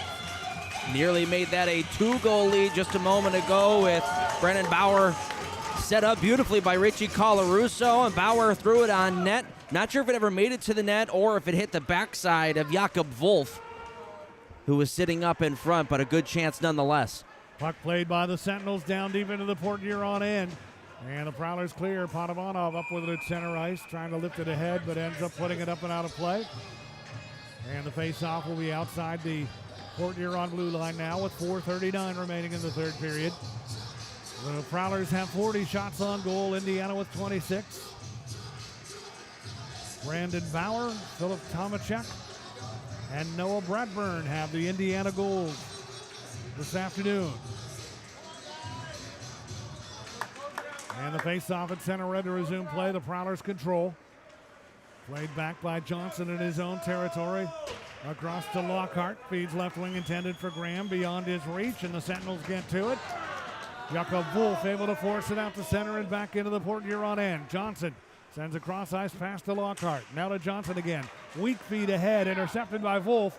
Johnson broke his stick as Wolf shoots it down deep into the Port Huron end. And Wolf with a new stick as his broken one lays on the ice. Able to maneuver through it is Lackney, and he shoots it down deep into the Indiana end. Terrain with it near side of his own territory. On the clear, helped out by Bauer, who steers it to center. 3:55 now to go in the third. 3-2 Sentinels lead. Terrain after a loose puck near his own blue line, able to deal it ahead. Prowlers up with it, Graham at center ice. Leaving it for Price, circling back toward his own blue line. Now across center red to the Sentinel line on the right wing side. Forcing it in deep. Taken to the boards on the right wing side by Pavlov. Puck cleared, goes over the glass and out of play. Stopping the clock now with 3:36 remaining in the third period. It's been an expensive weekend for the Port Huron Prowlers. They've lost maybe $2,000 or $3,000 worth of sticks this weekend alone. So really tough sledding for Port Huron. That's a lot of sticks that will end up in the pile. Yeah. Good kindling. Yes. Or tomato posts. Off the face-off, Prowlers control from the right point, a long shot. Werber gets a hold of that, knocks it aside as Parsons fired it his way. Puck in behind the net, and the Prowlers try and dig it free and get it toward the front of the goal. It's bouncing around to the side of the net. Werber maintaining his concentration as it rolls free to the right wing side where Parsons deals it in deep. Tortorella off with it. Maximus Merrick Tortorella will clear. It'll be an icing call, but he'll take that to get some of the heat out. Absolutely. That's a smart play by Maximus Merrick Tortorella. Just getting the whistle. Let's reset. This group has only maybe had a 30-second shift or so they still should have a little bit of legs. Important to get a face-off win here for Jonas Lees. Try to get this puck out clean on the first try. Maximus Merrick Tortorella, Ivan Panovanov out here defensively. Lees up front for Indiana with Christers Bormanis and Peter Stoichevsky. The puck cleared by the Sentinels from the faceoff out to center. Another important draw control there. Puck dealt by the Prowlers into the Indiana end. Merrick Tortorella with it, steers it along the left wing side. Stoichevsky up with it. And to center, he'll chuck it down deep into the Port Huron end and chase off. Fresh troops out here again. 2:40 remains, third period. 3-2 Indiana in the lead. Prowlers play it to Millette. Poke checked away from him. Pavlov converged. Bradburn as well to knock it away. Loose at center ice. And the Prowlers get possession of it. Here's Johnson handing it to Millette at his own blue line. Drops it back to Price, still in his own territory. Feeding Millette, circling in his own zone. 2:18 now to go. As Millette drops it off to Favaro, who leads the rush to center. Favaro to the Sentinel lineup, right wing with a little dipsy-do move, and his shot was disrupted on the way to the goal by Pavlov. Favaro putting it back in front and tapped just wide of the net from in front by DeCumbus. And in behind the goal, Pavlov trying to clear it, goes off the glass and out of play. 1:59 remaining here in the third. Each team has their timeout available. When will Port Huron use theirs? Doesn't look like they're going to take it just yet. I'm willing to bet under the 1:30 mark, they're going to want to take that timeout and try to get their goaltender off the ice for the extra attacker. But right now, Port Huron is starting to press a little bit, not wanting to break that up and take a timeout just yet. Oh, now they do. They will take it. They were starting to line up, and then they indicate the timeout. So they drain some more time that way and give everybody a chance to get a little bit more of a breather with play stopped. And with 1:59 to go, the face-off will be deep in Indiana territory. I would imagine it'd be a little bit early in a one-goal game to pull the goaltender. Yeah, I would think so. I would imagine that they would try to get possession of the puck in the offensive zone first. Try to work it around, and maybe around, like I said, that 1:45, 1:30 mark is when we would start to see Bailey Huber head over to the bench. He would probably start out in between the hash marks, though, ready to go. But under 2 minutes left to go in the third period. Sentinels have done a really nice job in this hockey game of keeping a lot of the pressure for Port Huron to the outsides, not allowing too many opportunities to the middle of the ice. Really have to buckle down here in the final 2 minutes. They are going to pull the goaltender. 6 attackers.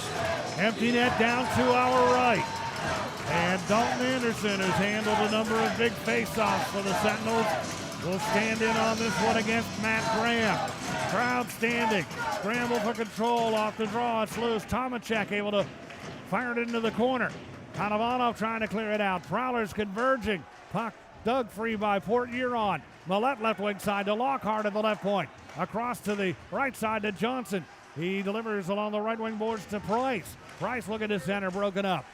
Play kept alive on the right wing side by Lackney. Tries to center, And the puck goes up over the glass on the deflection and out of play with 1:35 now to go in the third period. And they'll face it off again in the Indiana end. This is almost going to act like a penalty kill, so you don't want to run around too much. You want to try to stay in your zone, but make sure that you've got at least one person in the slot area covering, because they're going to have two guys trying to drive to the middle of the ice now that they've got the extra attacker. Leafs against Graham on the faceoff. Sentinels get to it and they clear, just missing the empty net as it was driven from long range on the left wing side by Panovanov following the faceoff win. Clock stops off the icing, and they'll bring it back down deep into Indiana territory for the draw with 1:29 to go. Also not a bad play if you are unable to get the puck out of your own end to pin that along the boards and try to kill off some time.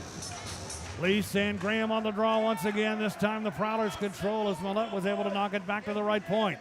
They feed it in behind the goal. Graham gives chase. Rubbed to the near side by Pavlov defensively, slowing down Graham on his centering attempt. Favaro with it now. Left point, a long shot, glove, held on to by a very poised John Werber. And play stops now with 1:14 to go in the third. Whistles are your friend here. If you're John Werber, you want as many whistles as you could possibly get to try to control the pace of play. And they'll move the face-off now to the near side of the Sentinels' end. It'll be to Werber's stick side. Blake Peavy to take it this time against Graham. And puck knocked into the near corner. Peavy able to draw it back, and Panovanov gets to it and slides it through an opening along the left wing side. Out to center, rolling back into the Port Huron end. Favaro with it. Circles behind his own empty net. And now steps forward with a puck with exactly a minute to go.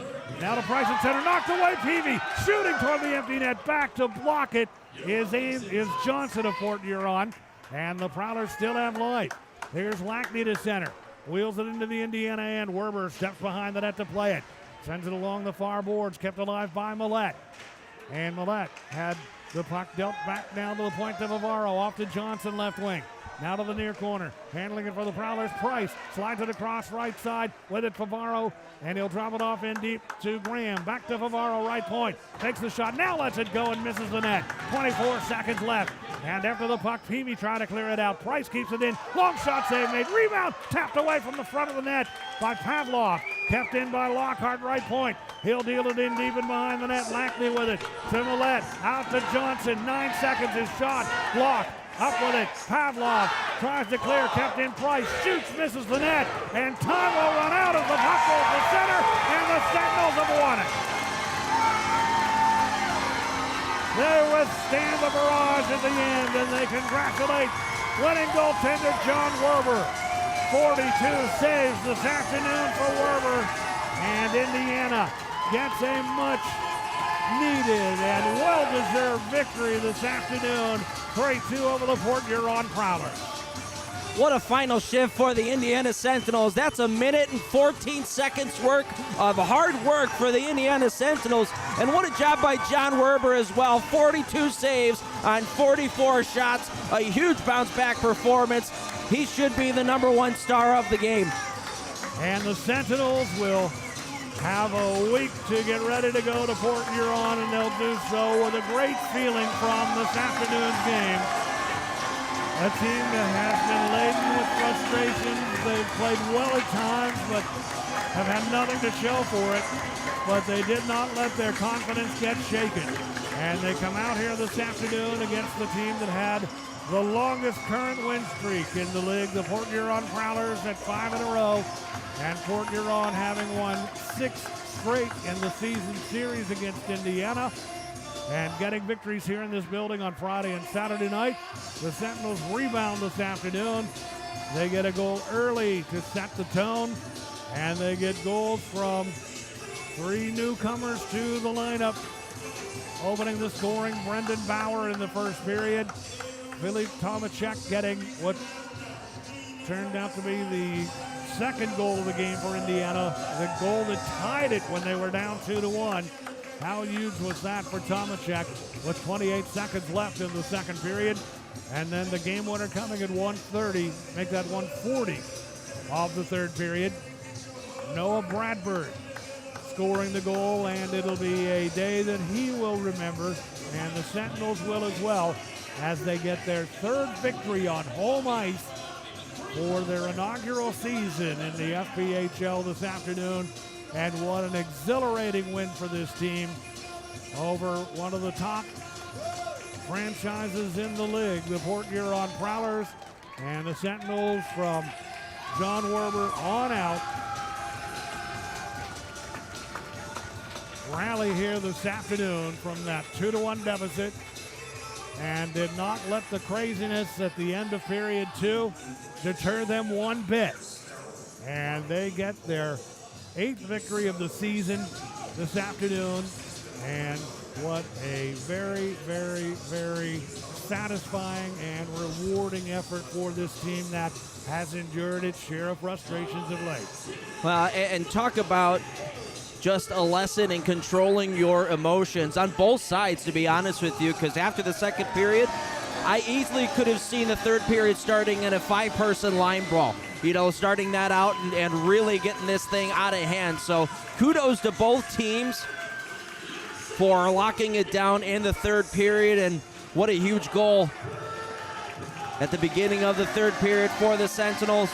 Put them up 3-2, and 3 guys getting their first FPHL goal today. And it was Phil Tomachek who got the game winner at 1:40 of period number 3.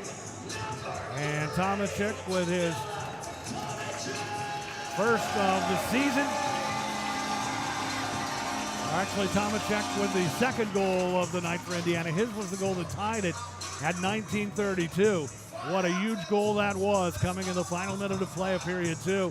And then a game winner scored by Noah Bradburn at 1:40 of period number 2. Ivan Panovanov, Maximus Merrick Tortorella assist on the game-winning goal 1:40 in. Andy, we have talked about it time and again, how big goals are. Last minute of a period, first minute or 2 of a period, you get one of each here this afternoon. Absolutely. Sentinels learning from their mistakes almost from previous games and picking up goals late in the second period and early in the third period to give themselves a whole lot of momentum, and they really did lock it down nicely at the very end of the third period to make sure that John Werber was able to see all those pucks, got him cleared out. Smart play in the defensive zone for the Indiana Sentinels. All around, phenomenal hockey game. And Werber faced 44 shots on goal this afternoon. Indiana generating 27 on Bailey Huber, the netminder who got the shutout win over Indiana as this weekend series started on Friday night. So Huber back in goal this afternoon, and couldn't really fault him, but the Sentinels were able to get 3 by him, including the game winner 1:40 into the third period, and they made it stand up. Werber and company shutting down the barrage and just about all of the play in their own end in the final minute and a half, and they prevail and get their 8th victory of the season and their 3rd on home ice. Scoring opened at 4:46 of period number 1, and it was a power play goal. It snapped a string of 48 consecutive power plays without cashing in. And Brendan Bauer gets his first pro goal. Ivan Panovanov and Phil Tomachek assist on that. Bauer, a Waterloo, Ontario native, making his Sentinels debut this weekend. And Bauer in his 3rd game gets his first goal. 1-0 Indiana. And that is how the first period ended. The Prowlers outshot the Sentinels 11-9 in period number 1. The game started here tonight with a brawl right off the get-go, right from the opening face-off. Blake Peavy of Indiana fights Port Huron's Connor Bazal. We had 3 sets of fighting majors over the course of the night. And that set a bit of a tone as the team captain, Peavy, right off the opening face-off that he opposed Bazal on. They agreed ahead of time they were going to drop the gloves and go, and that's what they did. And that got the crowd into it and brought the Sentinels to life, and they got the game's first goal at 4:46 of period number 1, and they carried that 1-0 lead into the second period. Looked like the tide of the game was starting to turn in the second as Port Huron got a couple of power play chances in period 2. No goals off the power plays, but a lot of pressure, and they dragged the momentum to their side of things, and they got the goal that tied the game at 12:09 of period number 2. Goal getter, Blake Anderson, setting him up. Bobby Price and Alex Johnson even strength goal to make it 1-1. Then the Prowlers would take the lead at 16:35. Reggie Millette scores. Millette set up by Matt Graham. Even strength goal to put Port Huron on top 2-1. That goal coming with 3:25 left in the second period. And if you're the Sentinels, you can almost get to the mindset of here we go again, but they did not let that happen. Yeah, once again, a good lesson in just perseverance for the Indiana Sentinels, not letting those two back-to-back goals get in their way of what they've already built up in this hockey game. They went right back to what was working, and a really good shift from the Tomacek line at the very end of that second period generated a scoring chance, and that's how we were able to tie this game up. So it was Millette putting them in the lead at 16:35, and then the tying goal comes at 1:40. Finishing the play, Noah Bradburn of Indiana. And Bradburn, a native of Kentwood, Michigan, in his Indiana debut this weekend. And what a night it has been. What an afternoon for those guys just coming on board. And the goal coming at 1:40 of the third, scored by Bradburn. Great work by Panavanov and Maximus Merrick Tortorella on the game-winning goal at 1:40 of period number 3. And so the Sentinels get the victory here this afternoon, their third win on home ice, and the first game that they have won here at home. You've got to turn the calendar back quite a ways to see the last time that they celebrated one here at home. It was on the 26th of December, a 5-4 shootout win over the Blue Ridge Bobcats. That was their second home win, their first coming on December 19th, 6-4 over the Watertown Wolves. And home win number 3 coming here this afternoon, 3-2 over the Port Huron Prowlers. First win overall for Indiana since their 3-2 shootout win on Friday the 13th of February in Danbury over the Hat Trick. So this one comes on home ice, gives the crowd a lot to cheer about this afternoon. A very entertaining hockey game, and Indiana gets victory number 8 on the year in their 41st game of the season. 8 wins, 27 losses, 4 overtime losses, no overtime wins, 2 shootout wins, and now with 32 points in the standings. In the number 7 spot in the Empire Division, 13th overall. Sentinels do have an opportunity to climb their way out of the bottom spot in the division, and that is something that is certainly attainable as this team looks to build towards the future throughout the remainder of this 25-26 season, their inaugural season in the FBHL. The Port Huron Prowlers now fall to 23 wins, 14 regulation time losses, 1 overtime loss, 3 overtime wins, 1 shootout win. They remain with 78 points in second in the Empire Division and 5th overall.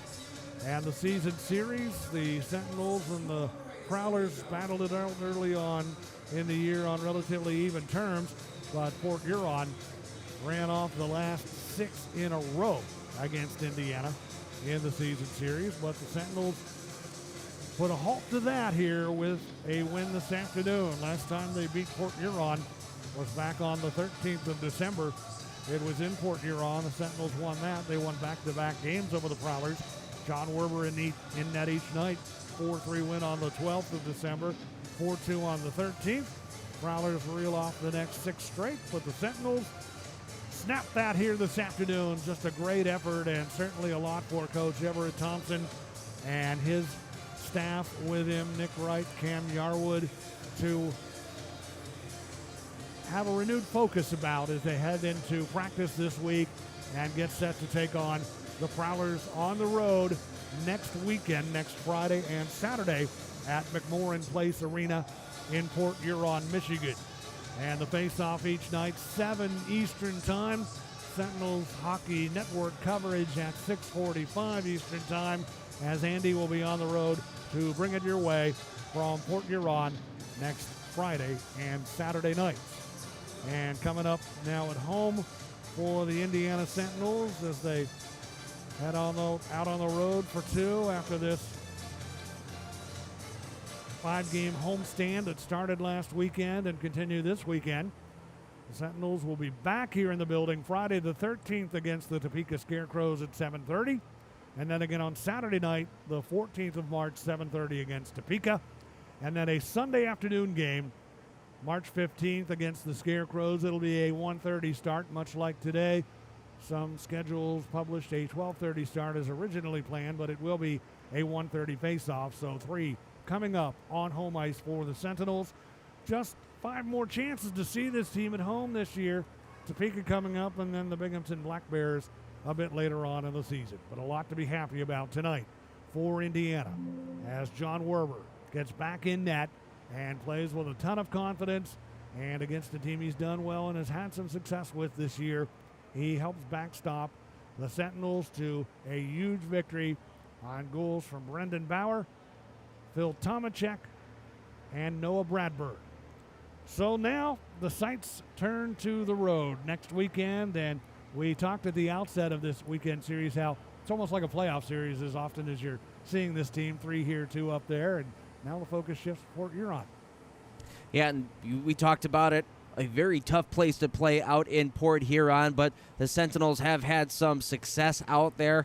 It's I don't even know what to expect going into that weekend after what we saw here at the very tail end of the second period. I can very much see that all continuing as that weekend goes on. But yeah, it should be very interesting. It should be a raucous environment up in Port Huron. 6:45 airtime next Friday night for the Body Armor pregame. That'll wrap up our coverage this afternoon from the Hamilton Community Ice Arena. And our thanks to the Ryan Furr production crew of Ryan Furr, Jordan Vickers, Thomas Voiles, Ethan Evans, Christian Totten and company, working hard behind the scenes to bring it your way. For Andy Petzinger, I'm Jim Mirabello, wishing you a great afternoon from Central Indiana, the Hamilton Community Ice Arena, where the Indiana Sentinels defeat the Port Huron Prowlers this afternoon by a final score, Indiana 3, Port Huron 2. So long, everyone, on the Indiana Sentinels Hockey Network.